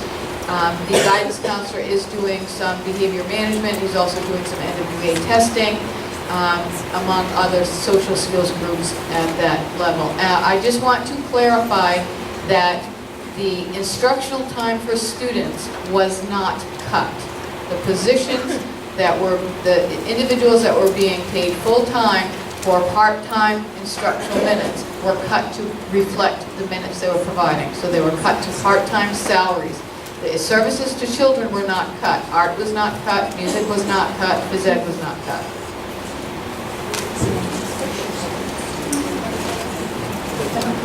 So my students are going to receive more computer time? Is that what you're saying? Did you come to the microphone?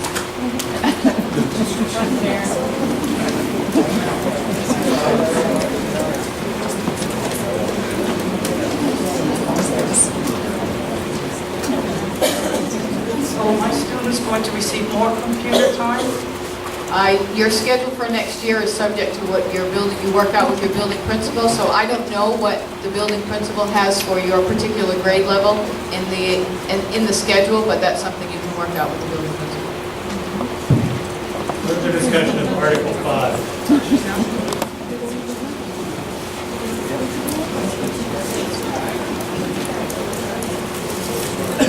Can you tell me how many people are under the salaries of the $668,989? We have guidance counselors, our school nurses, the library services, technology, curriculum. You want a And that's number? school, that's district? K-12. Kindergarten So through grade 12. what are we looking at? 10? 12? Well, we're looking at our guidance department. We have 5 guidance counselors. We have 3 library workers. We have 2 school nurses. We have 4, Web, help me out here, 3 plus yourself, correct? Technology individuals.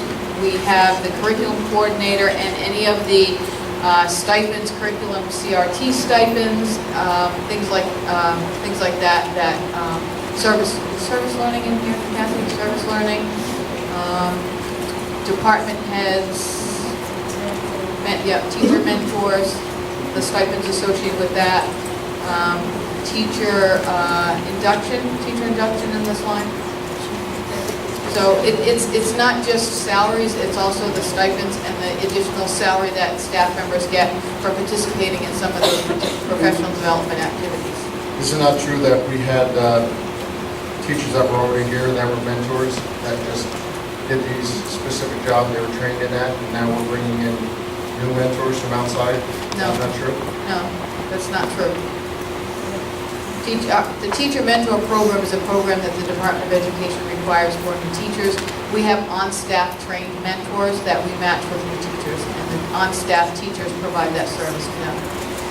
Further discussion on Article 5.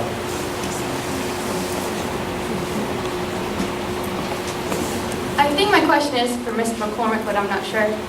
My question is, at the high school level, how many technology people are there as far as computers?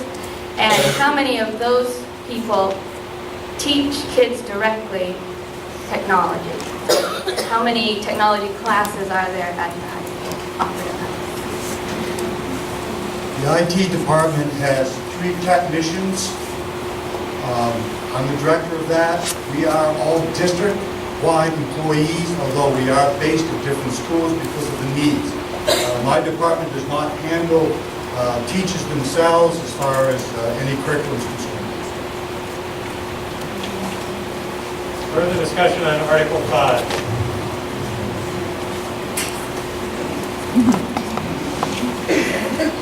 Sorry, as a clarification, do students at the high school have a technology teacher?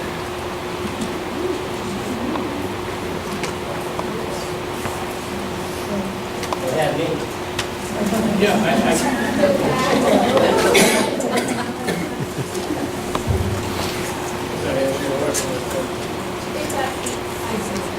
Well, I guess I need clarification on what you mean by technology. Well, I know that at the Ella Burr, they have a class, they go to computer and they learn about computers. At the junior high, they have a class, they learn about computers, how the applications that use on computers. Most of our computer technology is being taught by our teachers, and it's integrated within the curriculum, so we have no separate technology program. So they'll be getting it from social studies or science classes along with the curriculum. Is that mandated or by teacher discretion? Well, Mandated that teachers use well, is it part of the curriculum? I'm sorry, at the high. I would say it's not part of the curriculum. I don't believe it should be in the curriculum. Yeah. Oh, thank you. Thank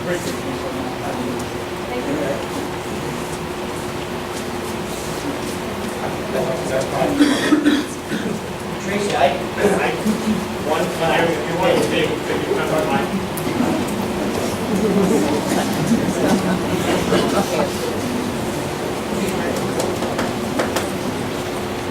Tracy, I do teach one class dedicated to a computer application. And as part of that, I also teach another computer application that has to do with programming of CNC. So, does that help clarify the way? What's that?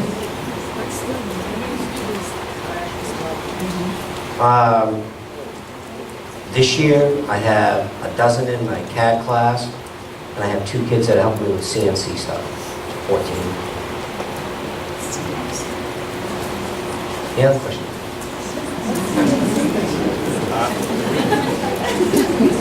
Thank you.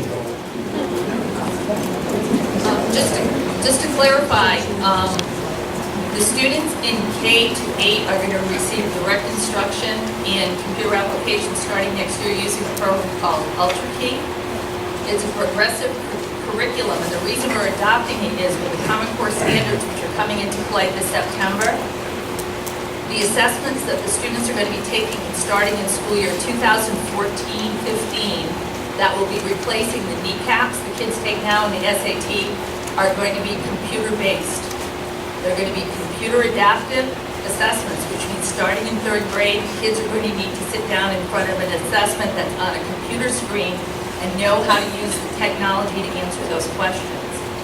Because that's happening 3 years from now, we are implementing a program of direct technology instruction at the K level. The goal is that kids will be technologically proficient by the time they get to high school because they would have had 8 or 9 years of technology instruction. And it should be at the application stage at that point.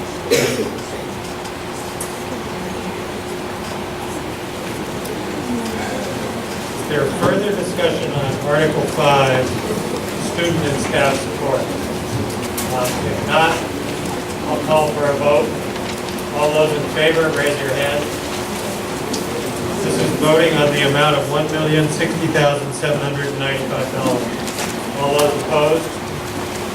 Article 5 is approved. Article 6, to see what sum the regional school unit will be authorized to expend for system administration. School board recommends $482,278. Is there a motion?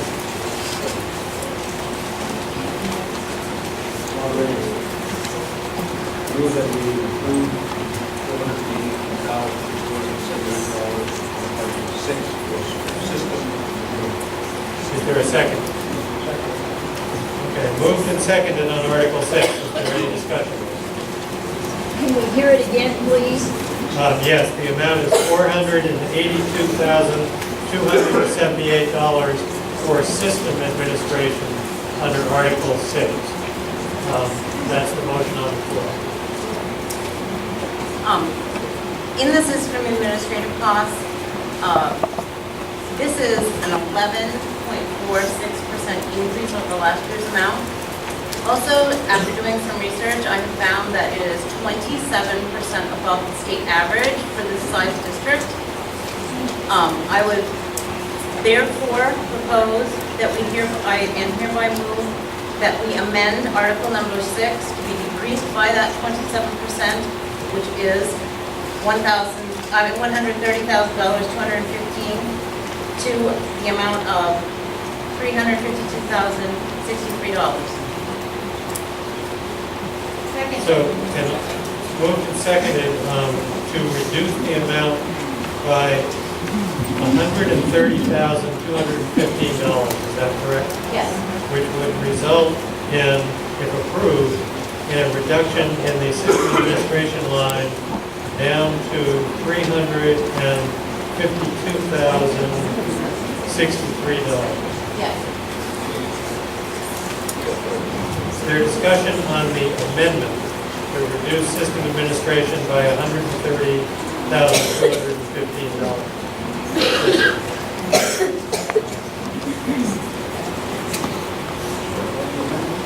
On the amendment. Terrence Clay from Lincoln. I think the only way the school board will ever wake up and listen to the people and start treating the teachers and administrators right is to make this cut. We've spent 2 years here. We haven't gained anything. People are still scattered their jobs. The good people are leaving. I just heard tonight about another excellent person leaving the district. And I think the only way, they say, you hit them in the pocket, hit them in the pocket, you'll hurt them. I think we should accept this amendment and send a message to you people to finally wake up once and for all. Thank you.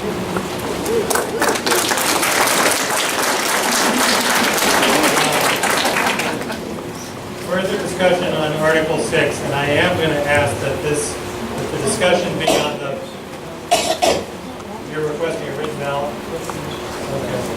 I'm going to just ask that the Rochester, in discussing this article, that we focus on the budget amount, not on personnel.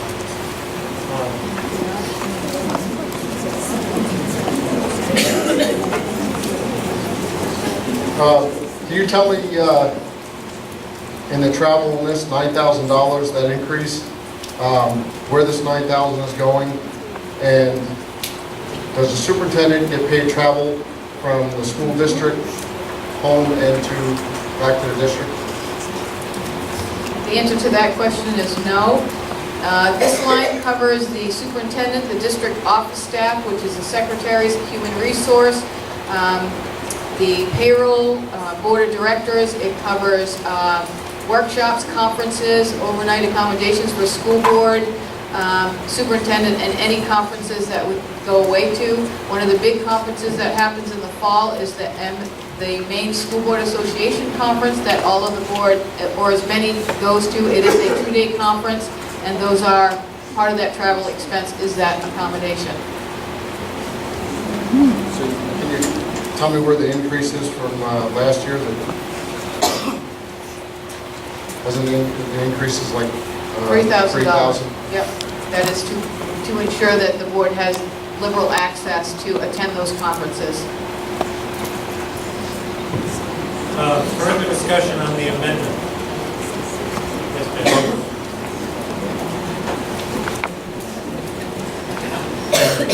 Dolores Phillips again. I refer back to the piece of paper that I referred to earlier that I passed out regarding information. And if we look at comparison, Millinocket's superintendent receives approximately twice what the teachers receive. Howland's just a few $1,000s more. Penguin's just a few $1,000s more. Herman is a Class B, and yep, they receive a little over two times. My point being, let's bring our superintendent's pay to within acceptable parameters as other schools seem to have done.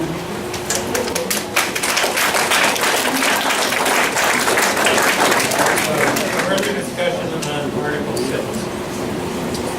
I'm sorry, on the amendment to Article 6. Yes, David Hayner, Lincoln.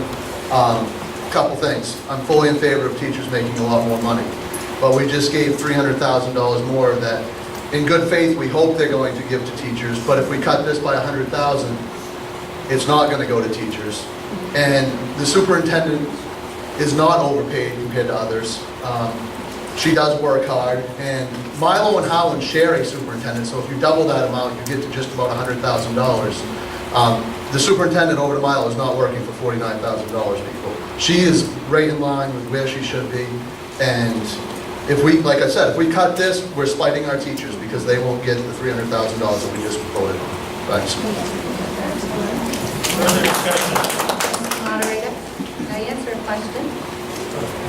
I'd like to make a correction. I don't know where the $100,000 came from, but our superintendent, when we hired her 2 years ago, was paid $91,000, and this year she gets $97,000.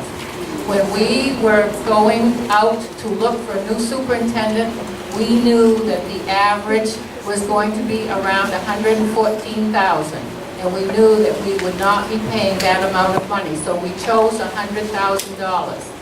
And that's what is on the line item, if you happen to look in the line item budget.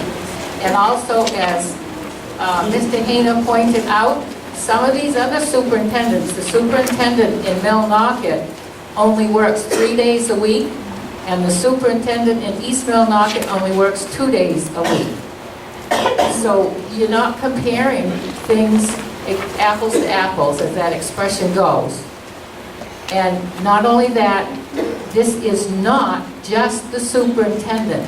You have a $36,000 rental fee that we pay each year for our office. So we have to meet that commitment. And we also have all of our office staff. And we have contracts with them. We have a contract with her. So we have to meet our contractual obligations.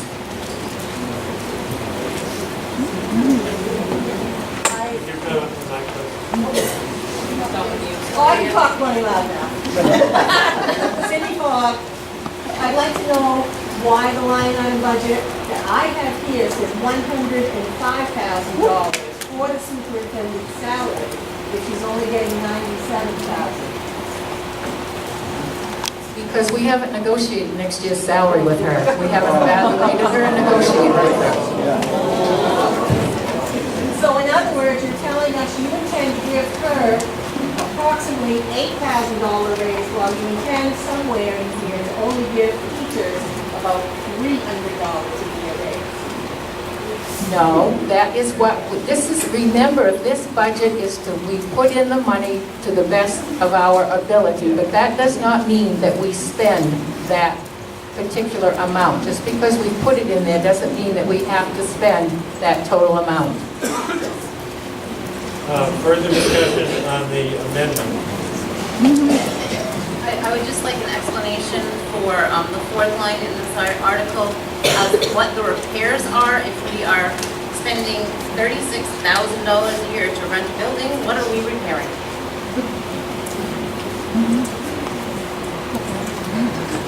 We do maintain the building, and that is not just... $36,000 a year for a building that we have to maintain? That was an agreement that came into play 5 years ago. We are 5 years into a 10-year agreement. That was the community members and the taxpayers agreed to at the time.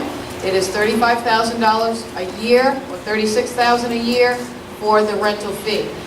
The repairs, their technology, their replacement of equipment, they could be bookshelves, they could be broken chairs, they could be any number of things. They could be a broken bathroom sink, they could be any number of things. What else is included in the $36,000 besides just space? Nothing. No heat? We No even- lights? No nothing? Nothing. We even plow our own yard. And again, you would have to go back to 5 years ago, 7 years ago, when that arrangement was made, and the district committed to a 10-year lease on that building. Yes, Yes, sir. The way I understand it, we voted for $300,000 increase on Article 1. Am I right that that money can't be transferred out of the six? No. The way the state law works, 5% of any article can be transferred by the board to any other article. Right, not 300,000. Well, the total amount in that article is $5,200,000. It's now $5,522,000. So 10% of that would be $552,000. So 5% of it would be 276,000 and change. So 270, under the state law, 276,000 can be transferred from Article 1 to any other article. And 5% of any other article can be transferred to any other article.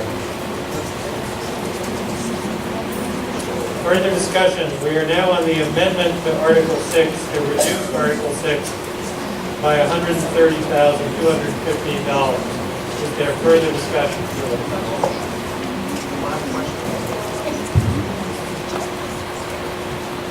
This is probably a little unusual, but I would like to add $50,000 to this budget because we have a $12.3 million budget in this community, and we do not have a finance person that has the education level to manage that amount of money. If that's an amendment, And I would like to make that amendment. that amendment is currently out of order. We'll vote on the first amendment, see what happens there. Under main moderator's manual, it's up to the moderator whether to allow amendments to amendments. If you move to increase the article by 50,000, then we'd have an amendment to reduce it by 130,000 with an amendment to raise it by 180,000. And if the meeting wasn't confused. I got it, okay. As I said at the beginning of the meeting, I am going to have a vote on each amendment, and then you would be in a position to make an amendment. And it's fine that the meeting understands that you would offer another amendment. Further discussion on the amendment that's now on the floor, which is to reduce Article 6 by $130,000. Mr. Moderator, I'm Javette Mayo from Lincoln. I'd like to ask a question about how many new positions are in this particular article. One half-time secretary plus benefits.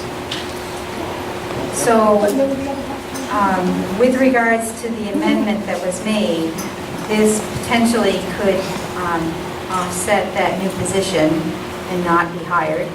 So my suggestion is to the public is that we continue to whittle down the administration, because if we think the school department is top-heavy administration, then we whittle down the administration to achieve the $300,000 that we voted in Article 1, because I don't think anybody here in the town of Lincoln or Chester or Mattawamkeag can afford a $1.5 million increase next year to sustain that. So if there are new positions in any of the administration part, that's where we should be focusing our decreases so that we can at least level off and keep the mill rate at the proposed mill rate. The motion right now is to reduce administration by $130,215. Is there further discussion?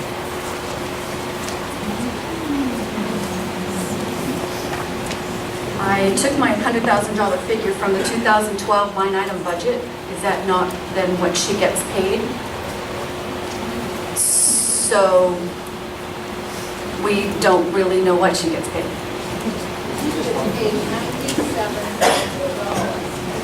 Then why would we put $205,000 in the 2013 line item budget? I mean, $105,000, thank you. $105,000. Because if we have not negotiated with her, and if you should decide we're only going to give her $2,000 or $3,000, that's what we will speak in the microphone. Can't hear you, Jackie. As I said, we put the money, we put a figure in the line item, but that does not mean that we are bound to pay her that much money. We negotiate with her.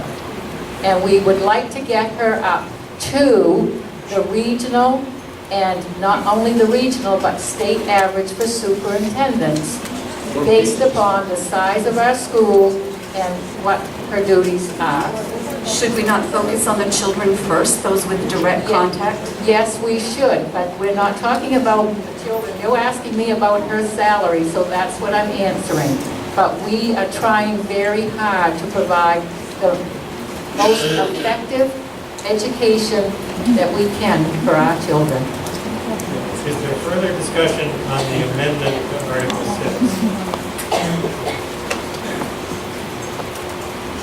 Kevin Olson from Chester. I just need clarification again.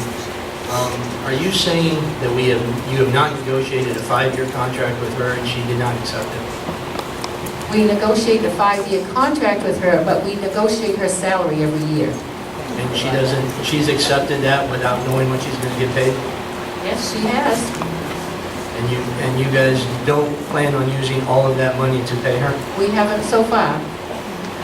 Do you guys don't plan on using all that money to pay her? I can't answer you that until we go into negotiations with her. I think you have. I think past history shows we haven't used it.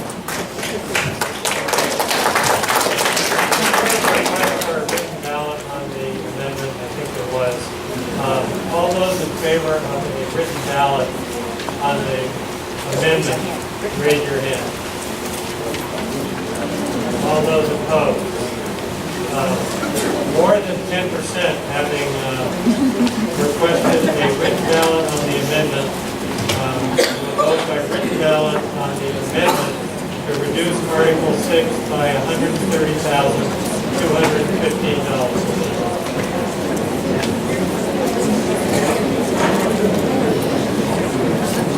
No, I'm sorry, we've already called for the vote. No, you can't speak while they're voting.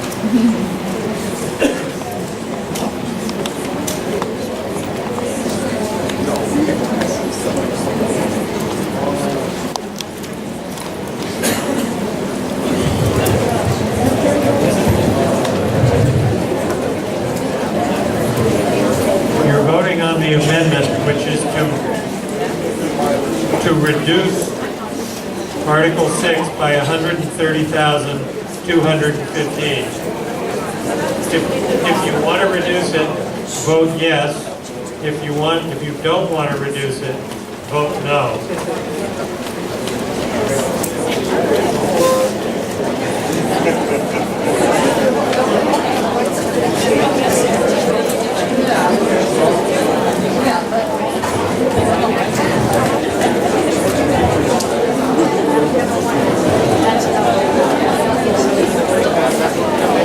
Right.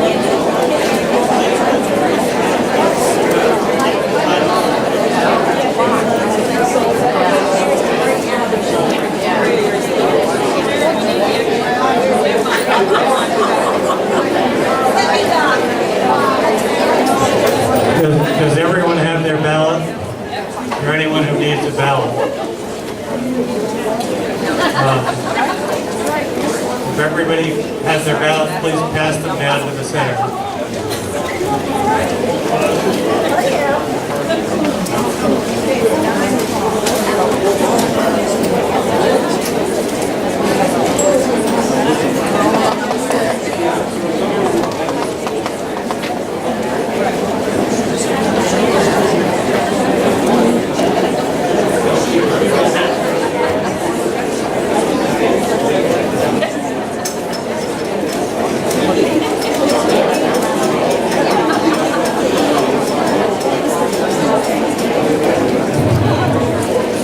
If anyone still has a ballot, it should go back to the back table now. Have all the ballots been collected?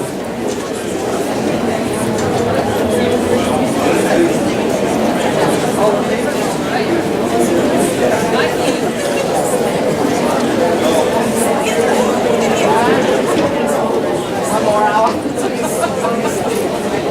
You gonna go work from home then?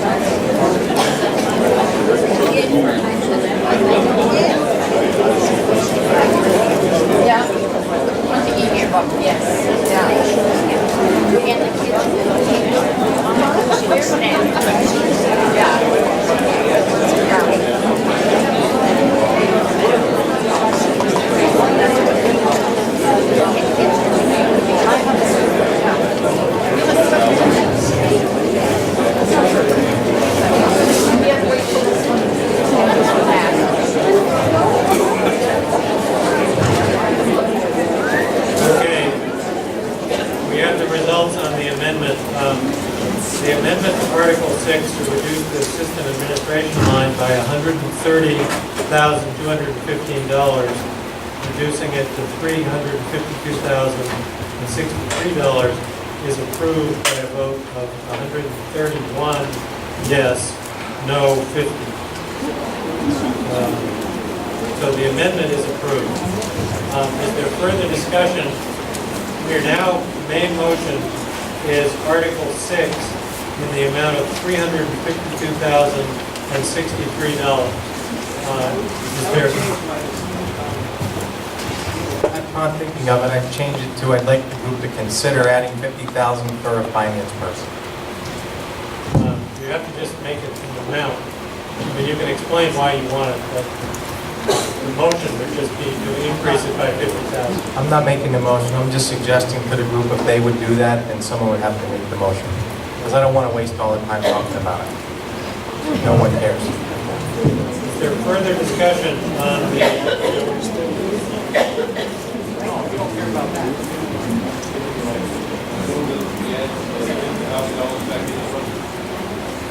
There's now another amendment to the main motion, which is to amend the main motion, which is currently at $352,063, to bring that up to $402,063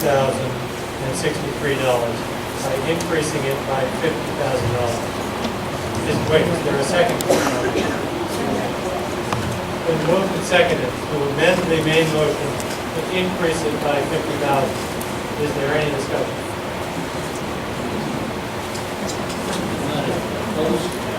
How do we know that the law is handling money more efficient? How do we know that that will be? How will we know that's where it's going?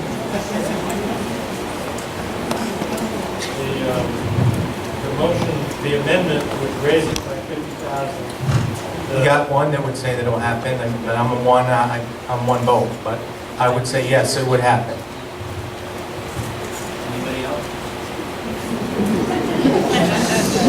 You see, the problem that I think sometimes you have is that the auditors have to do a lot of excess work to get ready to do the audit, and some of those costs would be offset by reduced audit fees in the future.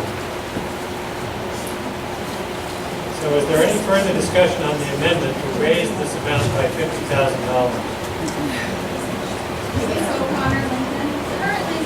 Could you go up to the microphone, please?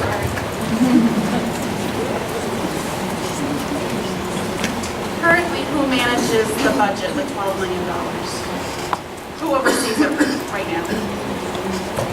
The superintendent oversees all of the expenditures. We have a bookkeeper who is Cindy Tardif, who is retiring this year. Further discussion on the amendment, add $50,000 back in. Seeing none, all in favor of adding $50,000 back in, raise your hand. All opposed? The nays have it, the 50,000 is not added back in. We're now on the main motion, which is $352,063 for Article 6. Is there any further discussion?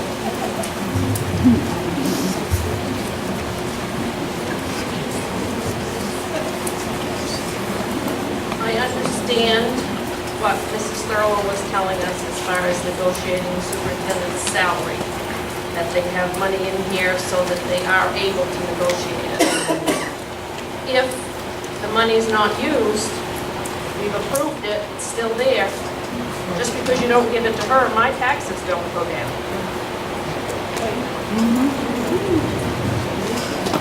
Any money that is not used in any particular, well, I'll use the articles or line items, gets carried over to the next year. And why doesn't that money that was carried over from last year, which looks like maybe in excess of $2 million, why isn't that reducing this budget we're talking about tonight? Well, we didn't have a $2 million carryover last year.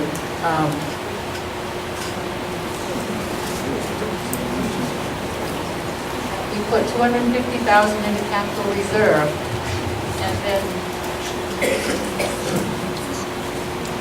the budget was reduced by whatever amount that we had for carryover. Is it $453,000?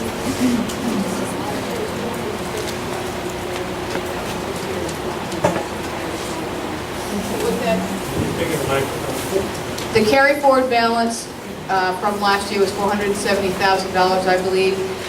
What that does is that those are funds within your lines that did not get spent, or additional revenue that came in over the course of the year that is used to fund your budget for the following year, so that there is a reduction to the taxpayer. This year, we've carried forward $400,000 in additional receipts, and that reduces your budget. So anything that isn't spent at the end of the year that isn't actually encumbered or invoiced to something else becomes part of your budget to reduce the obligation of the taxpayer. Could I just also interject, you approved an amendment to reduce the article by $130,215. I'm going to suggest, at least entertain a motion, when we get to the additional local funds article, to adjust the additional local funds article to reflect that reduction as well as the increase in Article 1. So in that sense, you take that out of Article, I think it's Article 14, then you would save on your taxes. Yeah, well, I'm not saying that. I'm saying that your taxes will not include the $130,215 if that's removed from Article. Okay. Does the $6,000 in postage on the system administration include the newsletter that we get twice a year? It does. The newsletter, the budget, any correspondence that comes out of the central office. So it includes the printing of it and the mailing of it, that? Yeah, the prints, the budget booklets, the checks that go out of the central office that are distributed to vendors, all of those things. I would like to suggest that you suspend doing the newsletter twice a year, because by the time it gets my mailbox, the news is 6 months old. And use the news meeting. Use the Bangor Daily, the Lincoln News, they do things for free. The article that was in the Bangor Daily today was wonderful. I don't need to read it again 4 months from now. I think that's a waste of money. Thank you. Okay, we're now considering Article 6 in the amount of $352,063. Is there further discussion?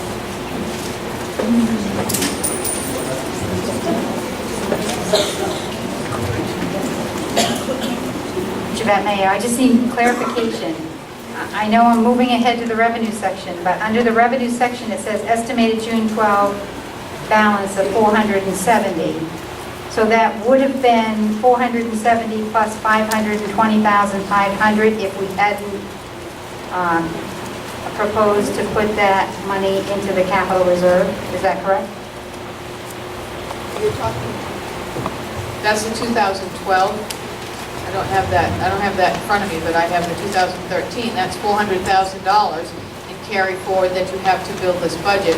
The remainder of the carry forward balance, which again is additional revenue, is earmarked for the capital reserve for the facilities upgrades. So I'll just rephrase the question. The $400,000 that you're talking about that we're going to use to offset this budget could be higher if we didn't put $520,500 in the capital reserve. It could be, as Mr. Spencer suggested, that $400,000 will be changed to $700,000 to offset this year's budget, to support the $300,000 in the instructional line. But I think what everyone needs to remember that if you don't raise that next year, that $700,000 becomes your tax base to maintain programs. Well, that's why I don't think Mr. Spencer should be giving us information. We're going to try to find that $300,000, I believe, in other lines as we go along. Because you're right, it's unsustainable. And I don't want my mill rate to increase. I would love to help the teachers get where they need to be. And I think we should. And maybe your plan of doing it over 5 years is okay, maybe it's not. Maybe your plan of getting the superintendent's salary up to where it should have been a 10-year plan versus a 2 or 3 year plan. But I'm just saying, we need to make sure that the tax rate is sustainable, and I don't believe we can do it by taking it out of reserve. So we'll, just going forward, we'll try to get some of that numbers made up. The motion on the floor is $352,063 for Article 6. Further discussion? If not, I'll call for a vote. All in favor of Article 6? Paper ballot, please.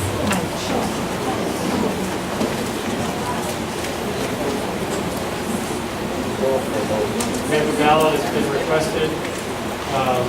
If 10% ask for a paper ballot, the statute says that you have a paper ballot. There's been I have allowed people before we vote to request a paper ballot. Nobody has started voting yet. My ruling that you can make that motion has now been appealed. So the question before the body is whether to overrule my ruling that you can request a paper ballot after I call for a vote. So if the meeting wants to overrule that, you vote yes. If you don't want to overrule me and let the paper ballot go forward, you would vote no. So all in favor of overruling the moderator and not allowing a paper ballot, vote yes. Say aye. Aye. All opposed? No. The nays have it. The paper ballot has been requested by one person. How many people would like to see a paper ballot? Raise your hand. All in favor. All opposed? More than 10% having requested a paper ballot. We will vote by a paper ballot on Article 6. The pending motion is $352,063 for system administration.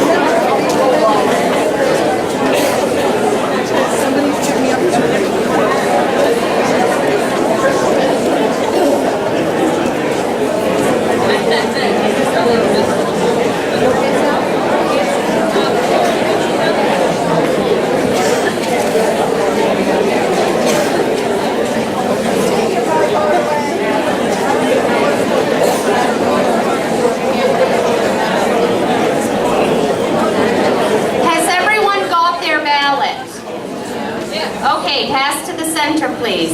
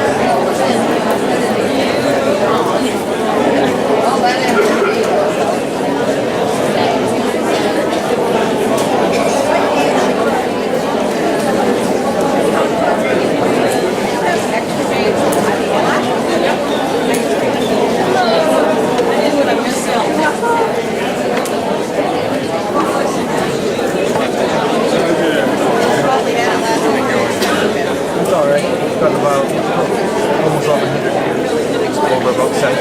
Are you recording in between? Yeah. Well, like right now.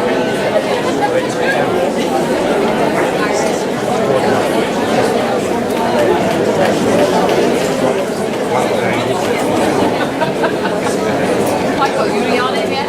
Michael is. You on it? I wouldn't think. Yeah, I think it's... You can see a little bit more.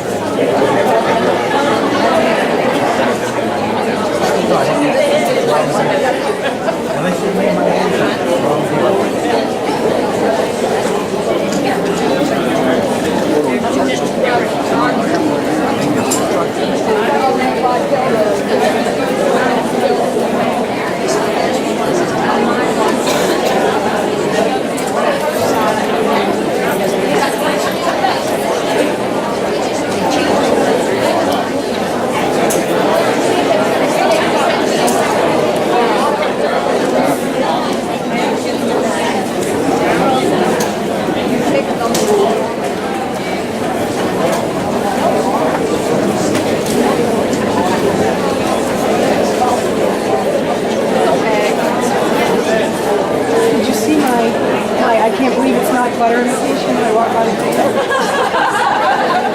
I did see you guys quiet tonight. Really? You're just further away. Far away?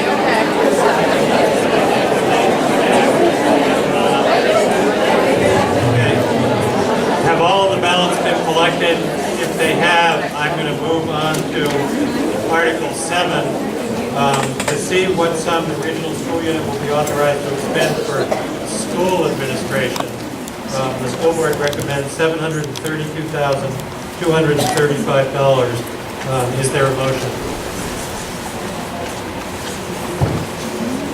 Moderator, I move that we approve $732,235 on Article 7. Is there a second? Second. Moved and seconded for Article 7 in the amount of $732,235. Any discussion?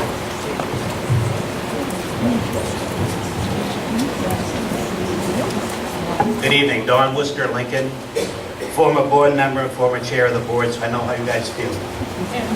You guys haven't felt the heat until you've asked the superintendent not to come to work the next day or you closed the local school, so this is easy. Is this where we're talking about adding an assistant principal to the Burr School in this article? This article has $30,000 in it in the administrative line to supplement the federal funding for the NCLB coordinator that will be housed at the Ellaborough School. The NCLB coordinator will serve grades K through 8, which is the elementary school and the middle school, and it will also have assistant principal duties at the Ellaborough School. This is the line, there's $30,000 in there for that position. The rest is federal funded.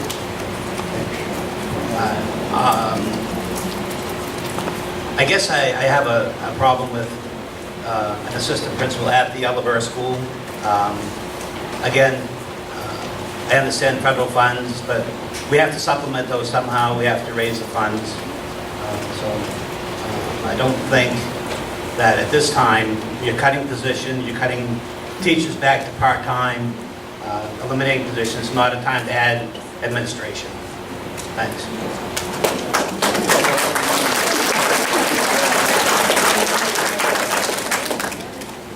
In light of Mr. Worcester's statements, I would like to propose that we decrease Article 7, the amount of $700,000. There's an amendment to reduce Article 7 by $32,235, which will bring it down to $700,000. Any discussion on the amendment? I'm sorry, you're right. Is there a second? Second. Moved and seconded to amend the article by reducing it by $32,235. Any discussion?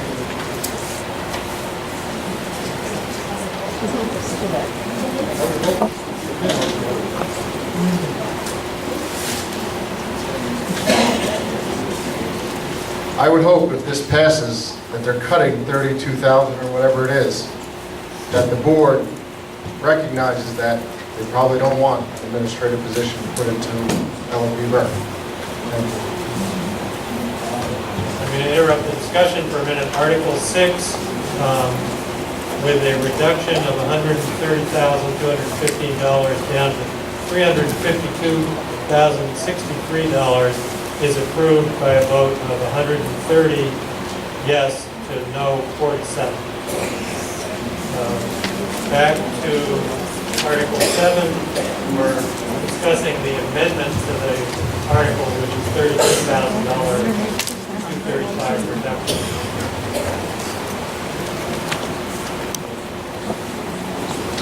Mr. Moderator, I need to find out how many new positions are in this category, this article.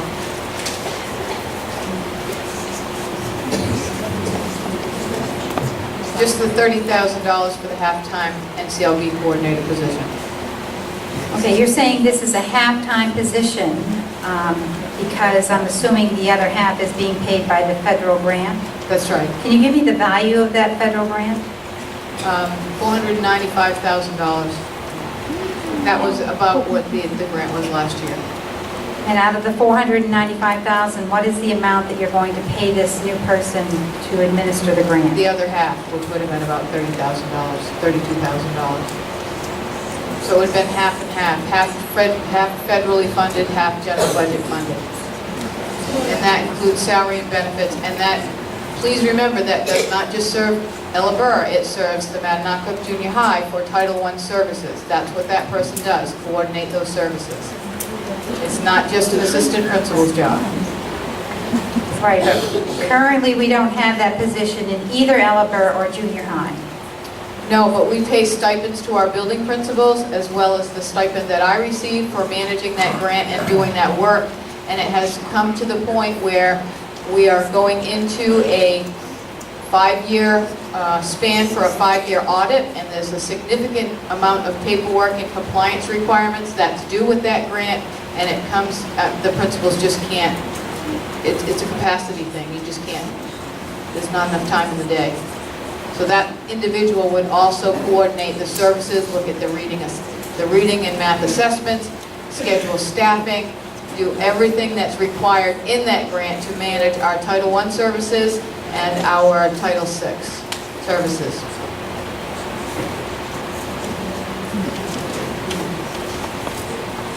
How much are the stipends that are being paid currently this year for that Title I work? I believe each of the principals receive $1,000. We have a secretary that works part-time managing some of that data, and then the actual writing of the grant. They maintain the building level oversight for the actual staffing. And then you said you were getting a stipend? Yes. And how much was that? That was $5,000. It does. So currently, the motion on the floor is to reduce it by $32,235?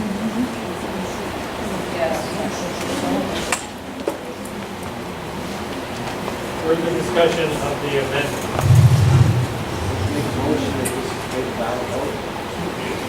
There's been a motion to vote by paper ballot. Is there a second to that?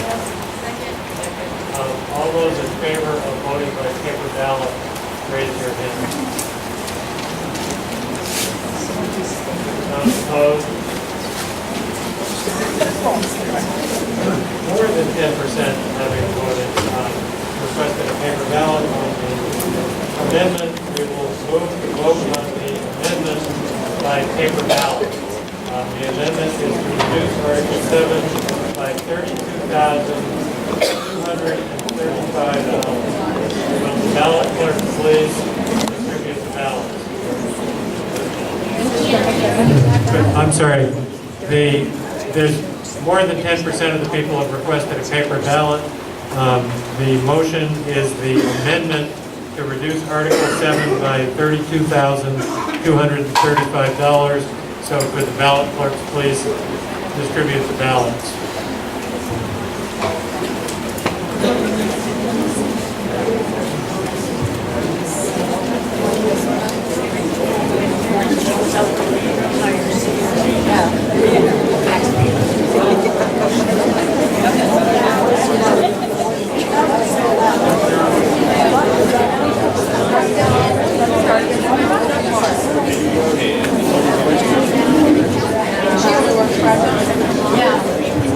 We're voting on the amendment. If you are in favor of the amendment to reduce the article by $32,235, you should vote yes. If you're opposed to the amendment and don't want to reduce it by that amount, you should vote no.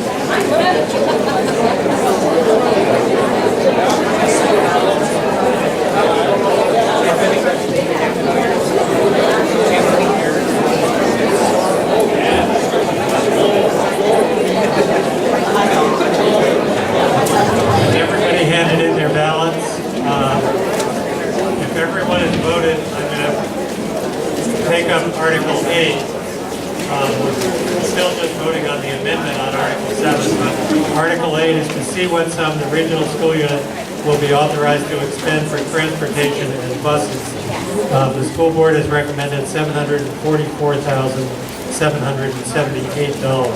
Is there a motion? Bus drivers recommend $744,778. It's been moved.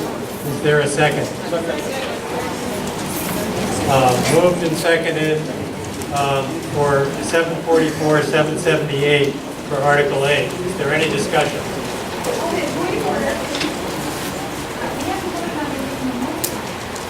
We haven't voted on Article 7 yet, and I'm just, while they're counting the votes, I'm moving to Article 8, then we'll go back to Article 7. I'm just trying to get you out of here before lunchtime.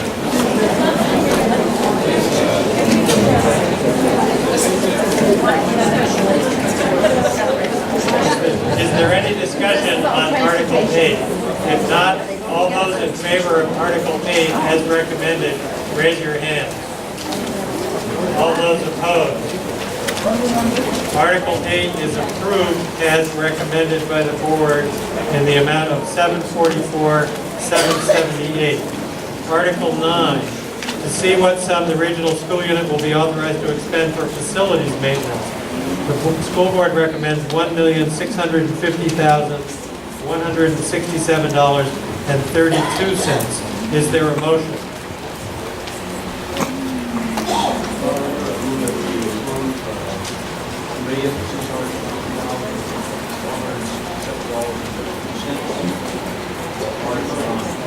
Is there a second? Moved and seconded on Article 9 in the amount of $1,650,167.32. Is there any discussion?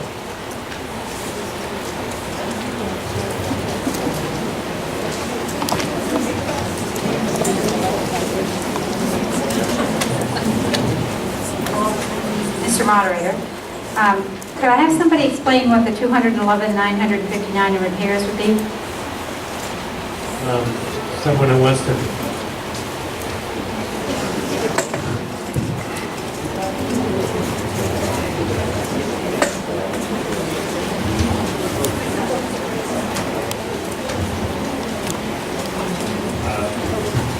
Thank you, Facilities Director.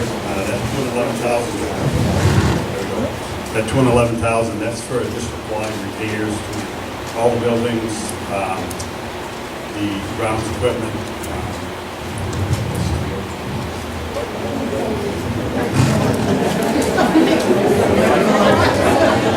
New microphones. Electrical repairs, plumbing repairs, repairs to the motors, everything district-wide. That's all encompassed. And these repairs are all bid out competitively?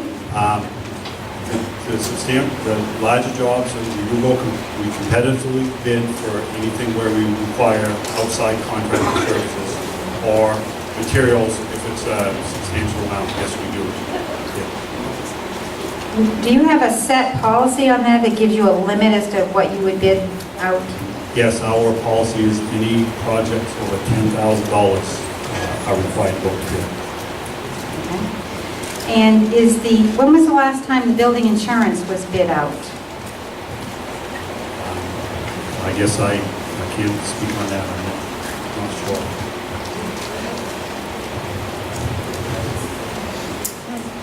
Maine School Management is our insurer, and we do have that opportunity every year, but they come in with an insurance quote that meets our needs, and I don't think we'll find it anywhere lower than that.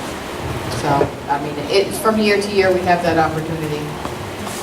Well, I would suggest to the board that you do that, because at the town level, we did save quite a bit of money. We saved over $20,000. When we thought we had the best deal, we don't necessarily always have the best deal. With regards to the electricity, do you purchase or go through Maine Power Options to purchase your electricity? Yes, we just entered in a contract, so we're going to Maine Power Options. So you reduced your cost for electricity from last year? Yeah, we just, the contract just started up a month ago, but we anticipate some savings through that. And you also bid out your heating fuel? Yes, we do. And you buy it in bulk? Yes. Thank you. Kevin Olson from Chester again. Back to the bids, as a school board member and being on the Buildings and Grounds Committee, the bids used to be anything over $5,000. Can you tell me when it was changed to $10,000? I guess I can't tell you that. I've only been in this position for about 6 months, and that's the policies that's happening. On the second part of that, then when you do these bids, do you invite the contractors to come there when you open them, so it is all up in front and open in front of every contractor so they know exactly what everybody bid? Yep. And that has been standard practice? Yes, standard practice is sealed bids. And we don't just use that $10,000 bids. For example, we needed to replace a compressor at the garage a couple months ago. It was only a couple $1,000. We went out for bids for that just to see to make sure we get the best deal. And you do invite the contractors there when you open the bids? Yes, we do. Okay, thank you.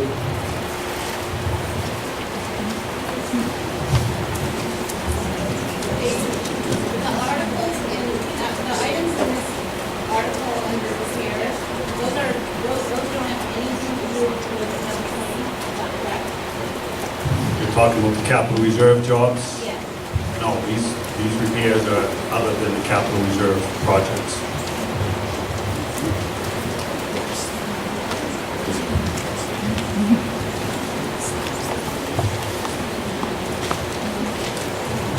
The last line on the budget is debt. Can you explain what that is, please?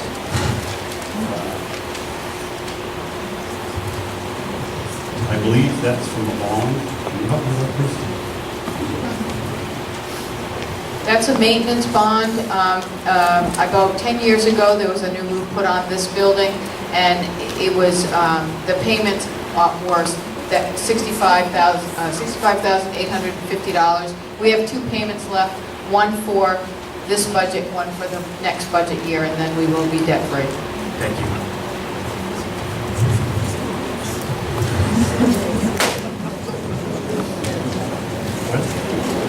Yes.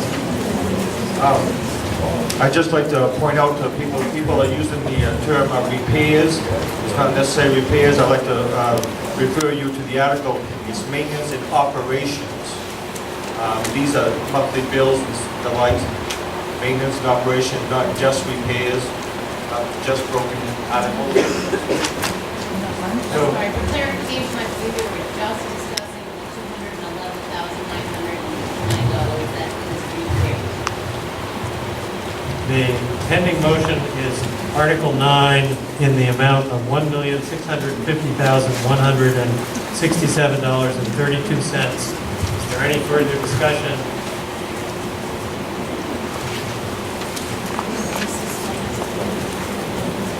Just a question.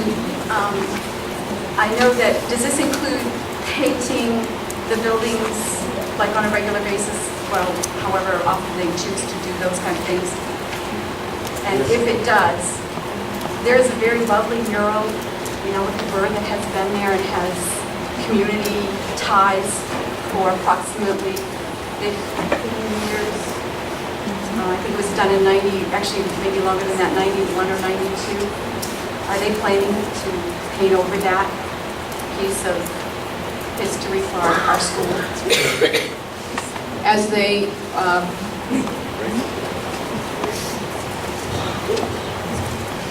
as they do the general maintenance on the building today, part of that was painting the building. There will be a picture taken of that mural. Okay, just to clarify that, I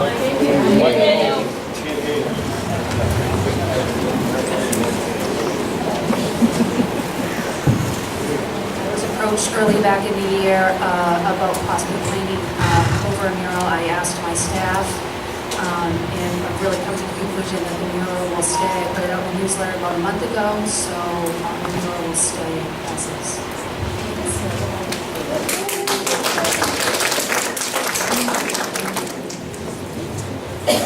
We have the mural vote on it. Article 9, in the amount of $1,650,167.32. All in favor, say aye.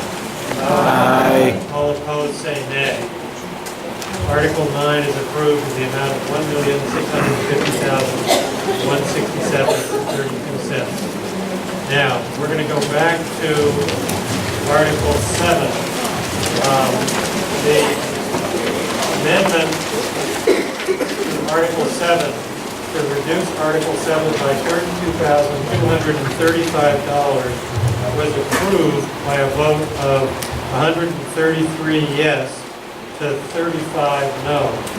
So the pending motion is Article 7 in the amount of $700,000 as reduced by the amendment.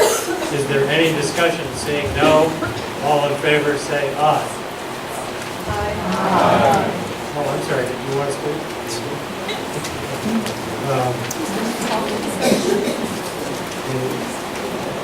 I don't think I did. I think I'm gonna open this up to, the vote hasn't been declared. I'm gonna allow her to speak.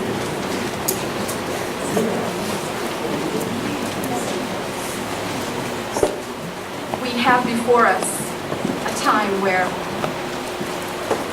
for whatever reason, we're losing administration, good quality administration, would the board prefer to continue to lose our good, highly qualified administration at a higher salary to bring in less qualified, possibly, depending on where the people apply from, at a lower salary? Because it very much concerns me, the loss of these administrators. And I basically asked that in order to present this to the board. It's a petition signed by many people in this room regarding the reason after the building.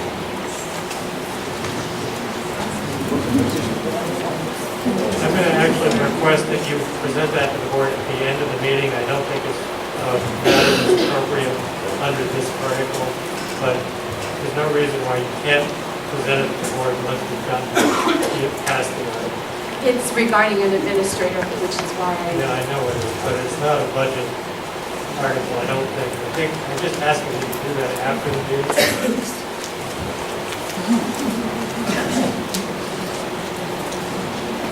My thinking is that that's a personnel matter and not a budget matter. The question before the floor right now is whether to approve Article 7 as in the amount of $700,000 for school administration.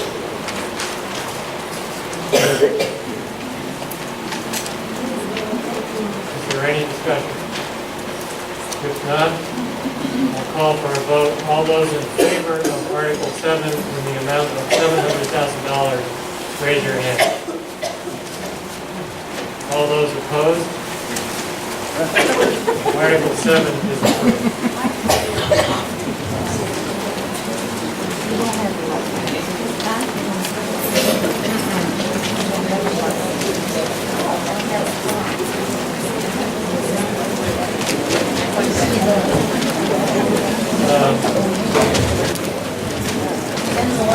Article 10, to see what sum the regional school unit will be authorized to expend for debt service and other commitments.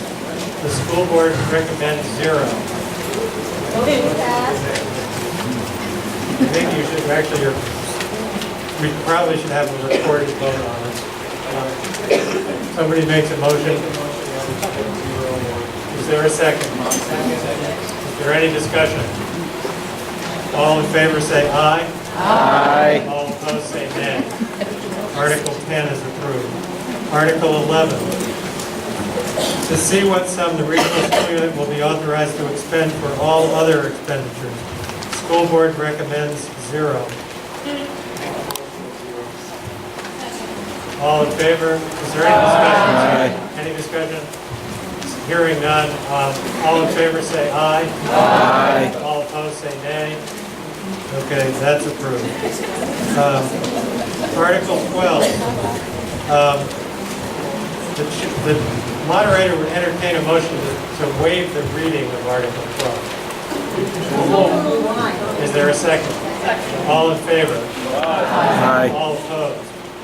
Okay, we'll waive the reading. This is the article that appropriates the funds for the state subsidy and the required local contribution to the state subsidy. And you have to raise the required local contribution to get the state subsidy. So my recommendation to the meeting would be, if you want to make adjustments to the revenue side of the budget, don't do it in this article, do it in subsequent articles. Is there any discussion of Article 12? Hearing none, all those in favor of Article 12, raise your hands. All those opposed, raise your hands. Article 12 is approved. Article 13, to see what sum the regional school unit will raise and appropriate for annual payments on debt service previously approved by the regional school unit voters for non-state funded school construction projects, and in addition to other things, and the recommendation is zero. Is there a motion? Moved and seconded. All those, is there any discussion? All those in favor? Raise your hand. All those opposed? Okay, that's approved. Article 14. Article 14 is the additional local funds article, which is the amount that you raise in addition to the amount that's calculated under the state's essential programs and services model.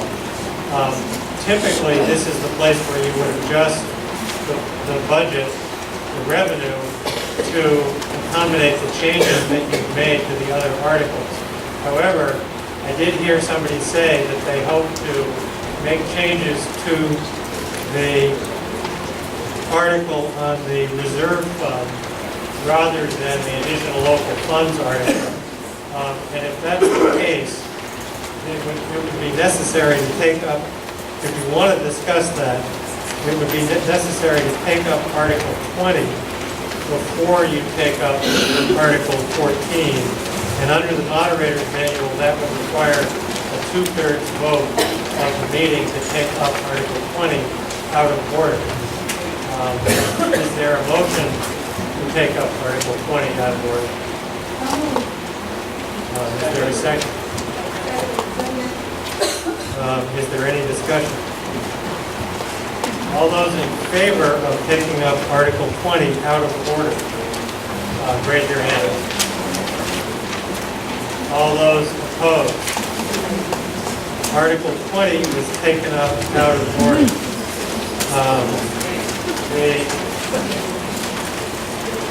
The current situation at this meeting so far is that you increased the budget in Article 1 by $300,000. You have reduced lines in the budget by $130,215 and $32,235.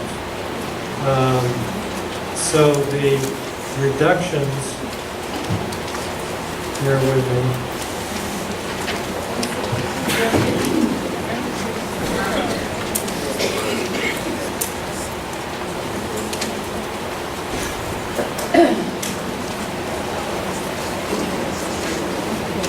The reductions, I think, are $162,440.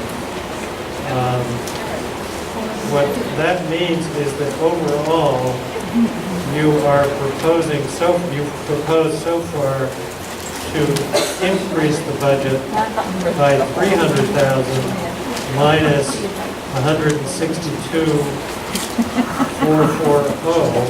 Mr. Moderator, I'd like to make a motion.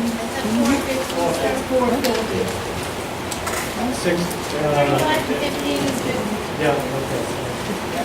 Could you hold on just for a second? So the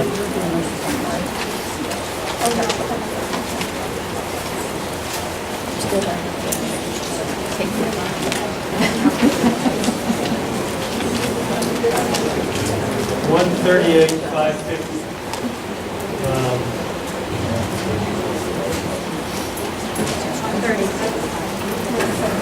Wait a minute, 300,000 minus 162,450 equals 137,550.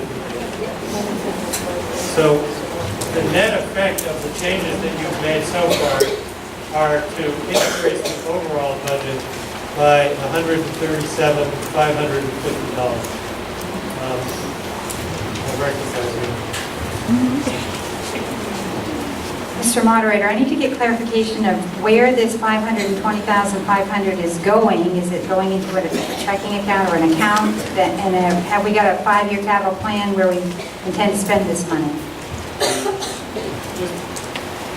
I'll ask someone else to answer that question. The one thing I would point out is that the $520,500 is not money that the district has in hand.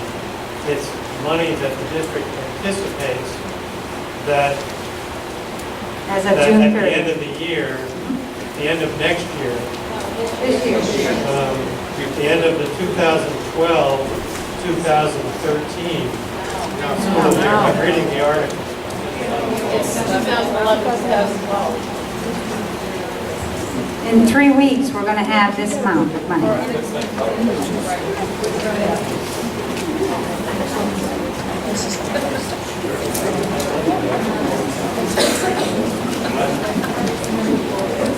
He's reading this one. I probably skipped like 20. So that is part of the money that is carried forward this year, that would be put into,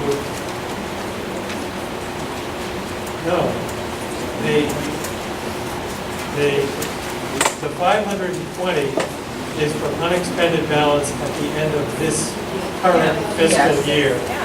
So this article would approve that transfer. So that is assuming, and you must know, that at the end of June 30th, you will have something like this amount. Okay. So the question is, they are anticipating that when they get to the end of this fiscal year, they will have $520,500 available in undesignated fund balance or unexpended balances that could be put into a capital reserve fund. And this is separated from their general operating money because it's in a separate account? And then do we have a plan on how we're spending it? If you vote to put it into the capital reserve fund, then it goes into a fund that is separate from the general budget, but it can only be spent if the voters approve the expenditure from that reserve fund. And this article would approve the expenditure of $270,000 from that reserve fund for listed purposes, which would leave about $350,000 in the reserve fund. Is there any other money in that reserve fund? So that would leave $600,000 total in the reserve. So again, this is separate from the general operating account. This is money left over this year And that this, hasn't been applied to next year's budget. and this description of how we're spending $270,000 is in a plan, 5-year capital plan. That $270,000 is earmarked for summer projects to do the upgrades to our facilities prior to the start of school. And you can see them listed there.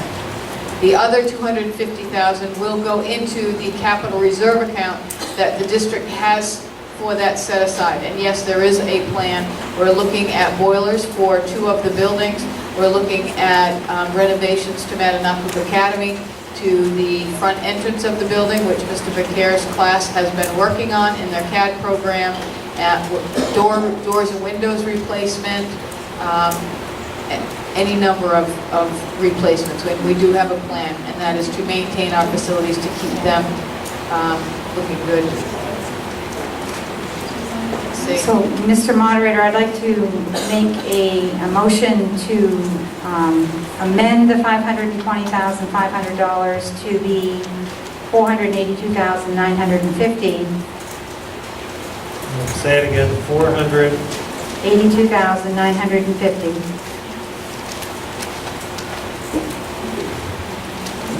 and that's a reduction of how much? The $137,550 that we were looking for earlier. 382. I'm sorry. Yes, I'm sorry, 382. Can't even count. And then I have just one more question. Okay, so your motion would be to reduce the 520,500 to 382,950, which is a reduction of 137,550. That's correct. And I have one more question on your list of things that you're going to be doing at Matanock Academy. Where is the track field repair or work on the track field in this plan? The football field, is that the field you're talking about? If that's what you use for track, yes. Track field, track field.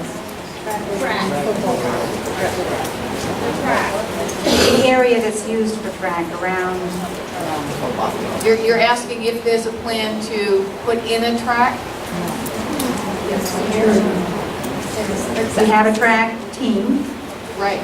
Well, I would think that that would be something that the operations committee should be looking at, yes. And again, when you earmark additional funding for that, that will be a very large project, well over $1 million project, to surface that track and put it in so that we can actually hold athletic events here in our system.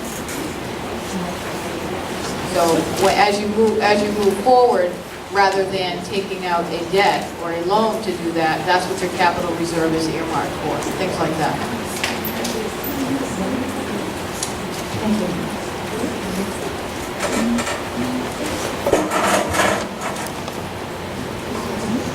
I'd like to respond to Mrs. Mayo. Ma'am, we also have an underwater soccer field at times that we need to work. There's a lot of capital expenditures that we have. I would think before we go to the track, we need to get this underwater soccer field up so it's not a scuba field anymore. So, I mean, we have a lot of things that we need to do for capital improvements, not just the track. I just have a simple question. I'd like to know what the actual current balance is in the capital reserve fund. Is that a plus or minus? I want an exact.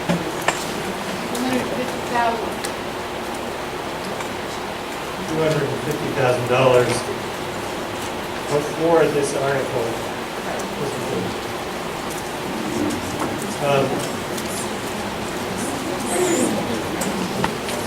Yes.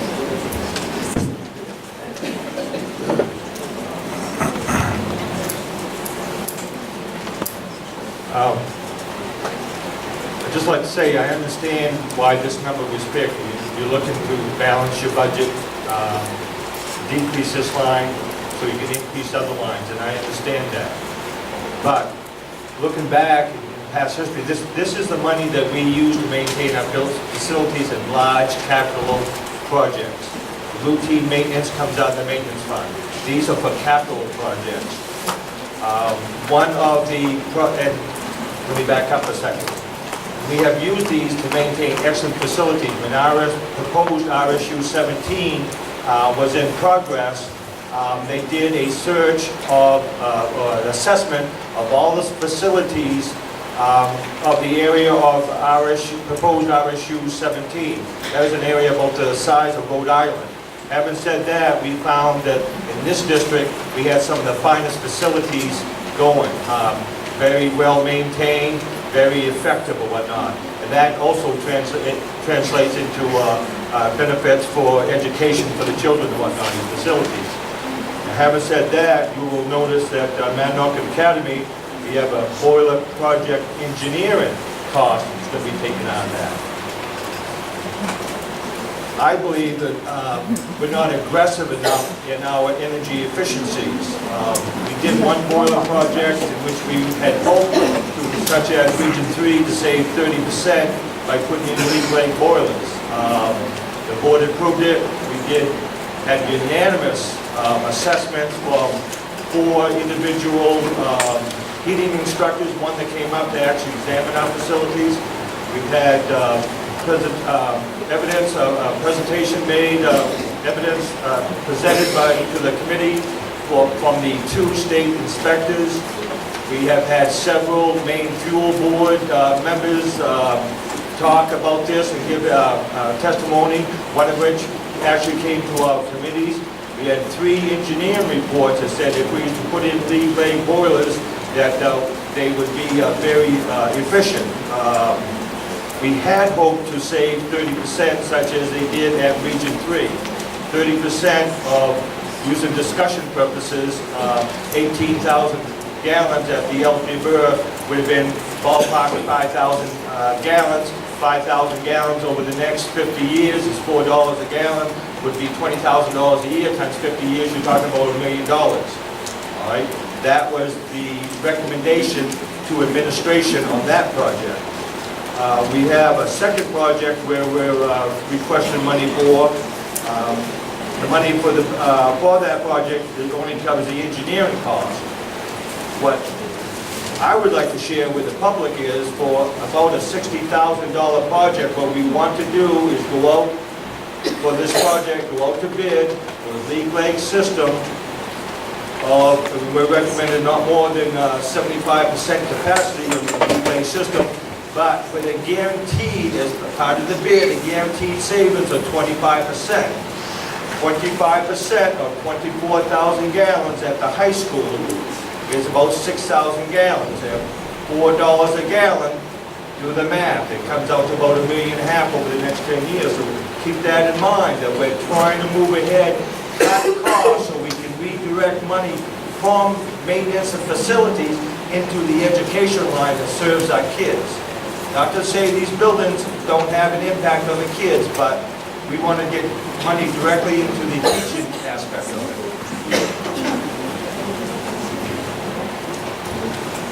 Just getting back to that, I agree with a lot of the comments. You know, I'm not sure that this is the right place to cut it. I agree with where we've added money, I agree with where we've cut money, but if you don't have capital reserve, if you don't have the facilities, you don't have the school for the kids. And you don't have to go very far to other communities and see that certain facilities are falling down and they're having troubles. And thus it impacts the school system. I don't think that this is the appropriate place to cut the money. We need to have that reserve for the facilities. These are large facilities and expenses can run up. I think we need to manage that well. I think we need to go out to bid. I think we need to take the lowest bid every time. I think we need to watch over it, but I don't think this is the right place to cut that.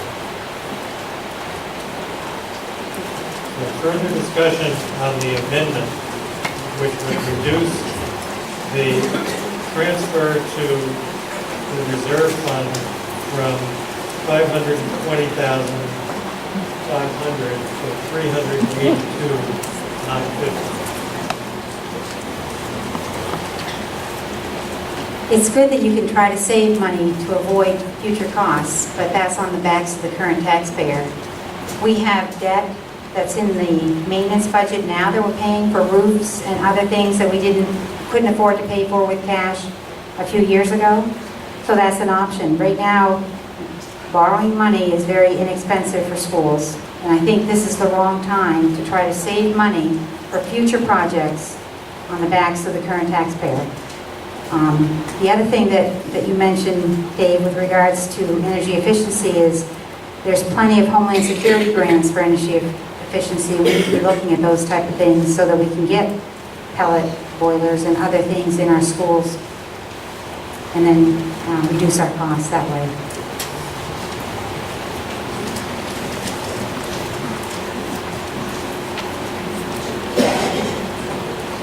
I just wanted to know if 5% of this article can also be moved. If this is part of that 5%. No, no funds can be expended from this article unless the board gets voter approval.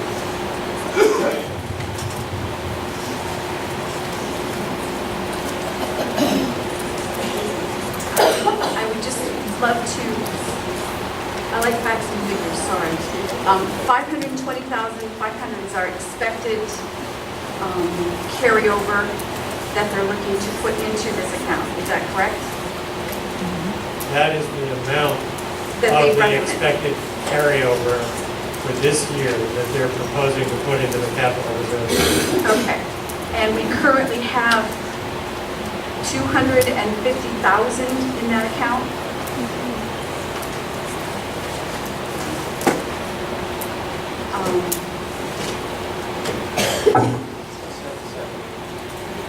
Yeah, I realize that, but because I'm not done. And we're going to, and they're looking, all of these projects that are listed here total up to 270,500. Is that correct? So we're going to take 270,500 away, and I show that that still leaves a substantial amount in the 275,000. I've done my math right. And it's getting late, so if anybody wants to correct that. It still If you've leaves done us. your math right, I think that the fund would end up with about 112 plus the 250. So we have 362 in the fund after doing these projects and after taking out the 137. But Okay, my biggest point would be the fact that we're starting with an amount, we're adding, if we leave it as it's proposed, we're adding an amount, we're subtracting an amount, and the end amount is more than what we have right now. Plus another 500,000. So we're going to have 500,000 in a capital reserve account. in a capital reserve account and have done all of these projects. that's if the amendment is Isn't defeated. changed. Correct. If the amendment is approved, what you would have would be 250, you'd have the 250, you'd put in 382, and then you'd spend 270. So there's about 112, 500 or something Plus. that would go in above the 250. So we still, even with You our would have amendment, 372 in a capital reserve fund at the end of doing all of this. so even with the amendment, we would be putting extra into our capital reserve and doing all the projects. About 112,000 more. So,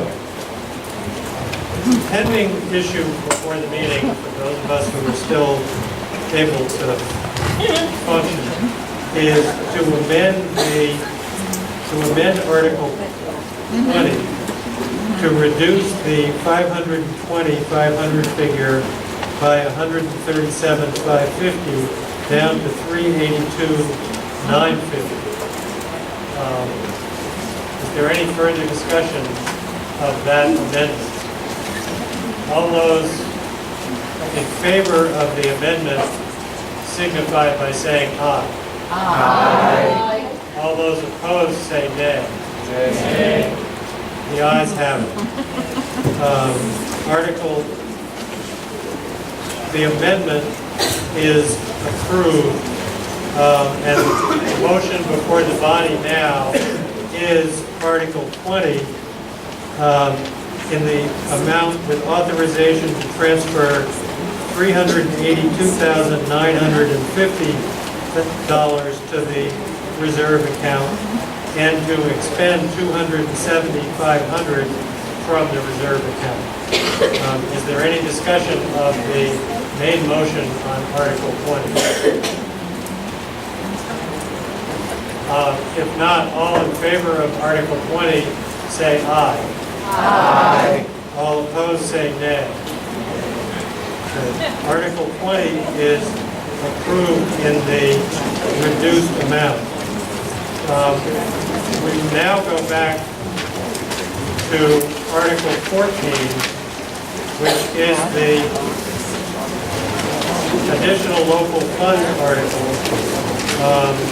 Article 14, to see what sum the regional school unit will raise and appropriate in additional local funds, recommended $1,708,440.96, which exceeds the state's essential programs and services allocation model by $1,496,103.76. Is there a motion on Article 14?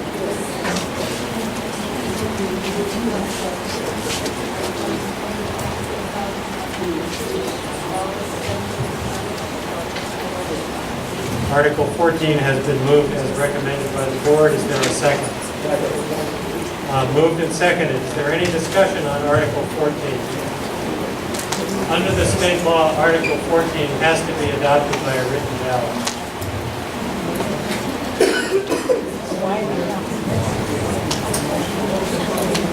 The motion was to recommend the amount recommended by the school board, which was $1,708,440.96, which is... Oh, wait a minute.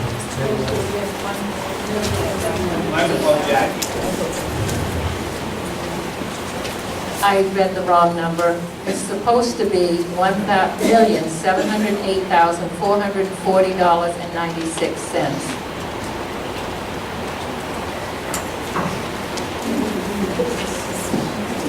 Supposed to be $1,708,440.96, and that exceeds the state's EPS model by $1,496,103.76. So the motion is to approve the amounts recommended by the school committee, which are $1,708,440.96.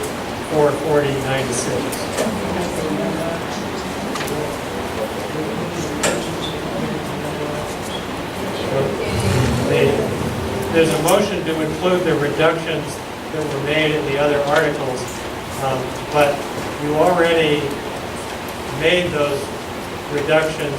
You took the funds out of the reserve fund under Article 20. No, you already took it out of the reserve fund, so if you take it out of here, that would be another cut. This gets confusing. Because the money is now, the additional money and the reduced money has been taken out of the reserve fund article, we don't have to change this article, but we will have to change the summary article when we get to that. Is there any further discussion on Article 14? If not, I'll call for the vote, but it does have to be by a recorded vote, so I'll ask the ballot clerk to distribute the ballots.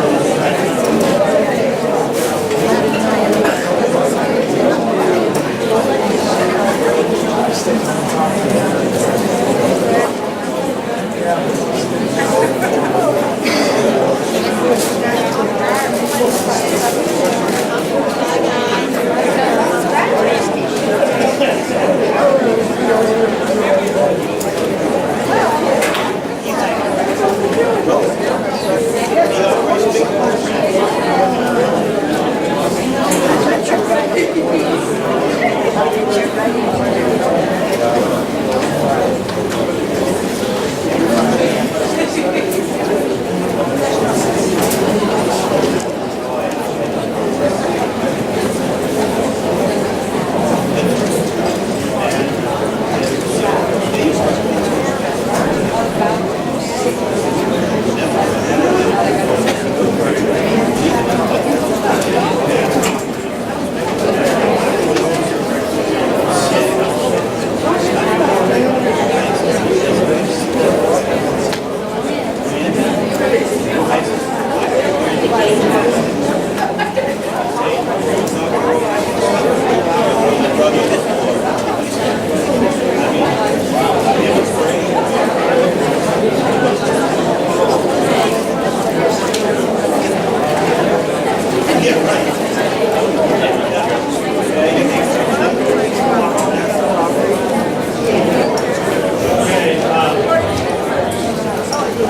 the results on Article 14 are 115 yes, no 23. So Article 14 is approved.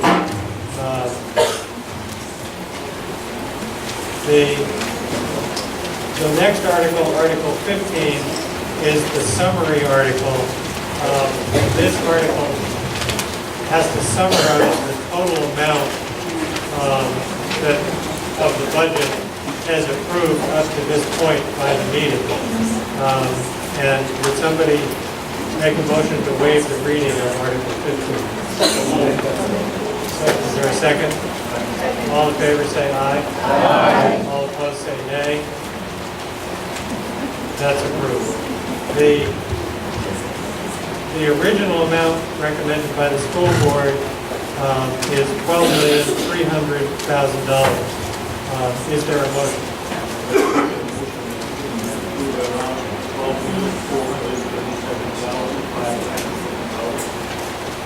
Okay, there is a motion to approve an amount of $12,437,550. Is there a second? Moved and seconded. The reason that the board member moved a higher amount is that that $137,550 is the amount that you took out of the reserve fund Article 20 to put into the budget. So in order for the board to be able to spend the $300,000 minus the whatever it was, they need this extra $137,550 to be moved from out of that reserve fund article into the summary article for the budget. So that's why the motion was more than the original recommendation of the board. It's to take into account the changes in the budget that have been made up to this point in the meeting. So is there any discussion of Article 15 as moved in the amount of $12,437,550?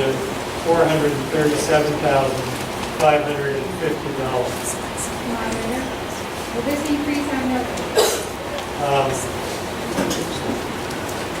This will not increase the mill rate above what the original budget proposed. I don't know what your mill rate was last year and this year. It won't increase it from the budget that was recommended by the school board. Because instead of raising more additional local money to add to the budget, you've taken it out of that reserve fund.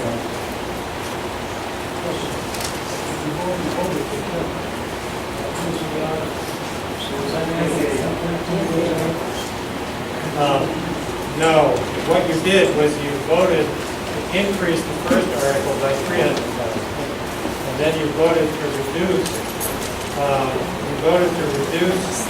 Article 6 by $130,215, and you voted to reduce Article 7 by $32,235. When you net all of those things out, you end up with an increase in the budget of $137,550. And so what this motion would do was to add that $137,550 into the budget. So when you add up Articles 1 through 11, they'll come out to this number. In other words, this just reflects what you approved in Articles 1 through 11.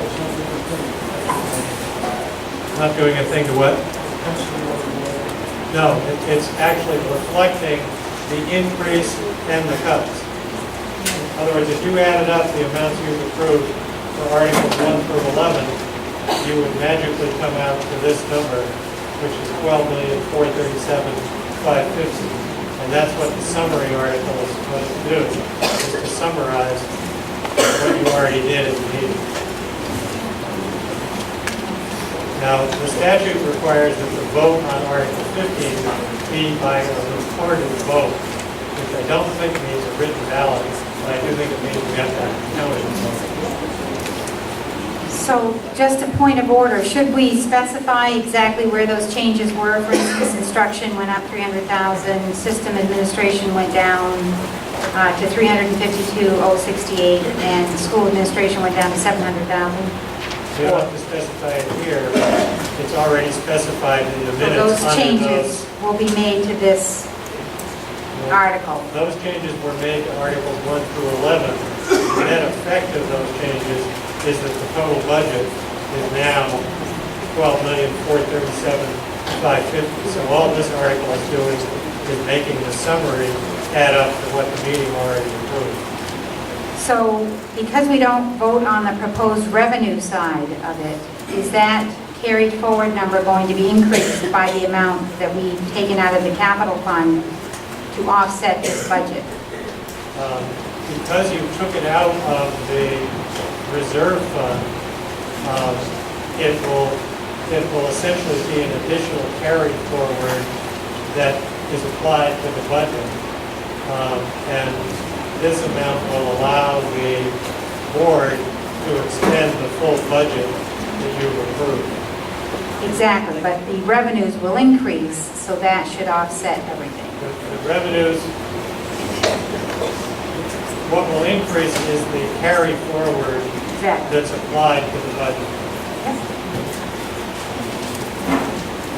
Which you don't actually vote on. So, is there any further discussion of Article 15? If not, all those in favor of Article 15, raise your hands and then hold them up so that the ballot clerks can count the vote.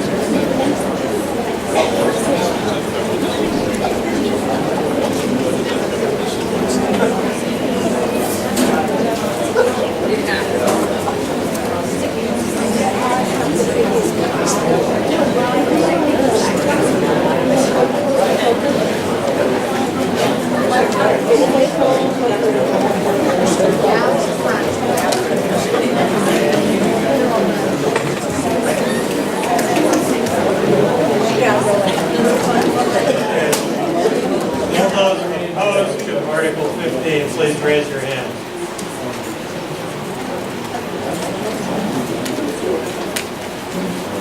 Article 15 has been approved 114 to 0. Article 16 authorizes expenditures of grants and other receipts. In addition to amounts approved in the preceding article, shall the school board be authorized to expend such other sums as may be received from federal or state grants or programs or other sources during the fiscal year for school purposes, provided that such grants, programs, and other sources do not require the expenditure of other funds not previously appropriated. Is there a motion? Moderator, I move that we approve Article 16 as written. Is there a second? Second. Is there any discussion? If there's no discussion, all in favor of Article 16, say aye. Aye. All opposed, say nay. Article 16 is approved. Article 17, the City of Regional School number 67 will appropriate $90,826 for adult education and raise $48,626 as the local share, with authorization to expend any additional incidental or miscellaneous receipts in the interest and for the well-being of the adult education program. Is there a motion? Moved. Is there a second? Moved and seconded. Any discussion? If not, all in favor of Article 17, say aye. Aye. All opposed, say nay. Article 17 is approved. Article 18, shall the Northern Penobscot Technology Region 3 operating budget as approved by the Cooperative Board for the year beginning July 1, 2012 through June 30th, 2013 be approved in the amount of $1,679,142. Is there a motion? Is there a second? Second. Been moved and seconded. Is there any discussion of Article 18? If not, all those in favor of Article 18 say aye. Aye. All those opposed say nay. Article 18 is approved. Article 19, is there a motion to waive the reading of Article 19? Is there a second? Second. All in favor say aye. Aye. All opposed say nay. The question, Madam, is approved. The question before the body is Article 19 in the amount of $91,743 for the Northern Penobscot Technology Region with $10,594.58 as the share. Is there a motion on Article 19? Moderator, I move that we accept Article 19 as presented. Is there a second? Second. Is there any discussion? Seeing none, hearing none, all in favor of Article 19 say aye. Aye. All opposed say nay. Article 19 is approved. Article 20. Article 20 has already been adopted.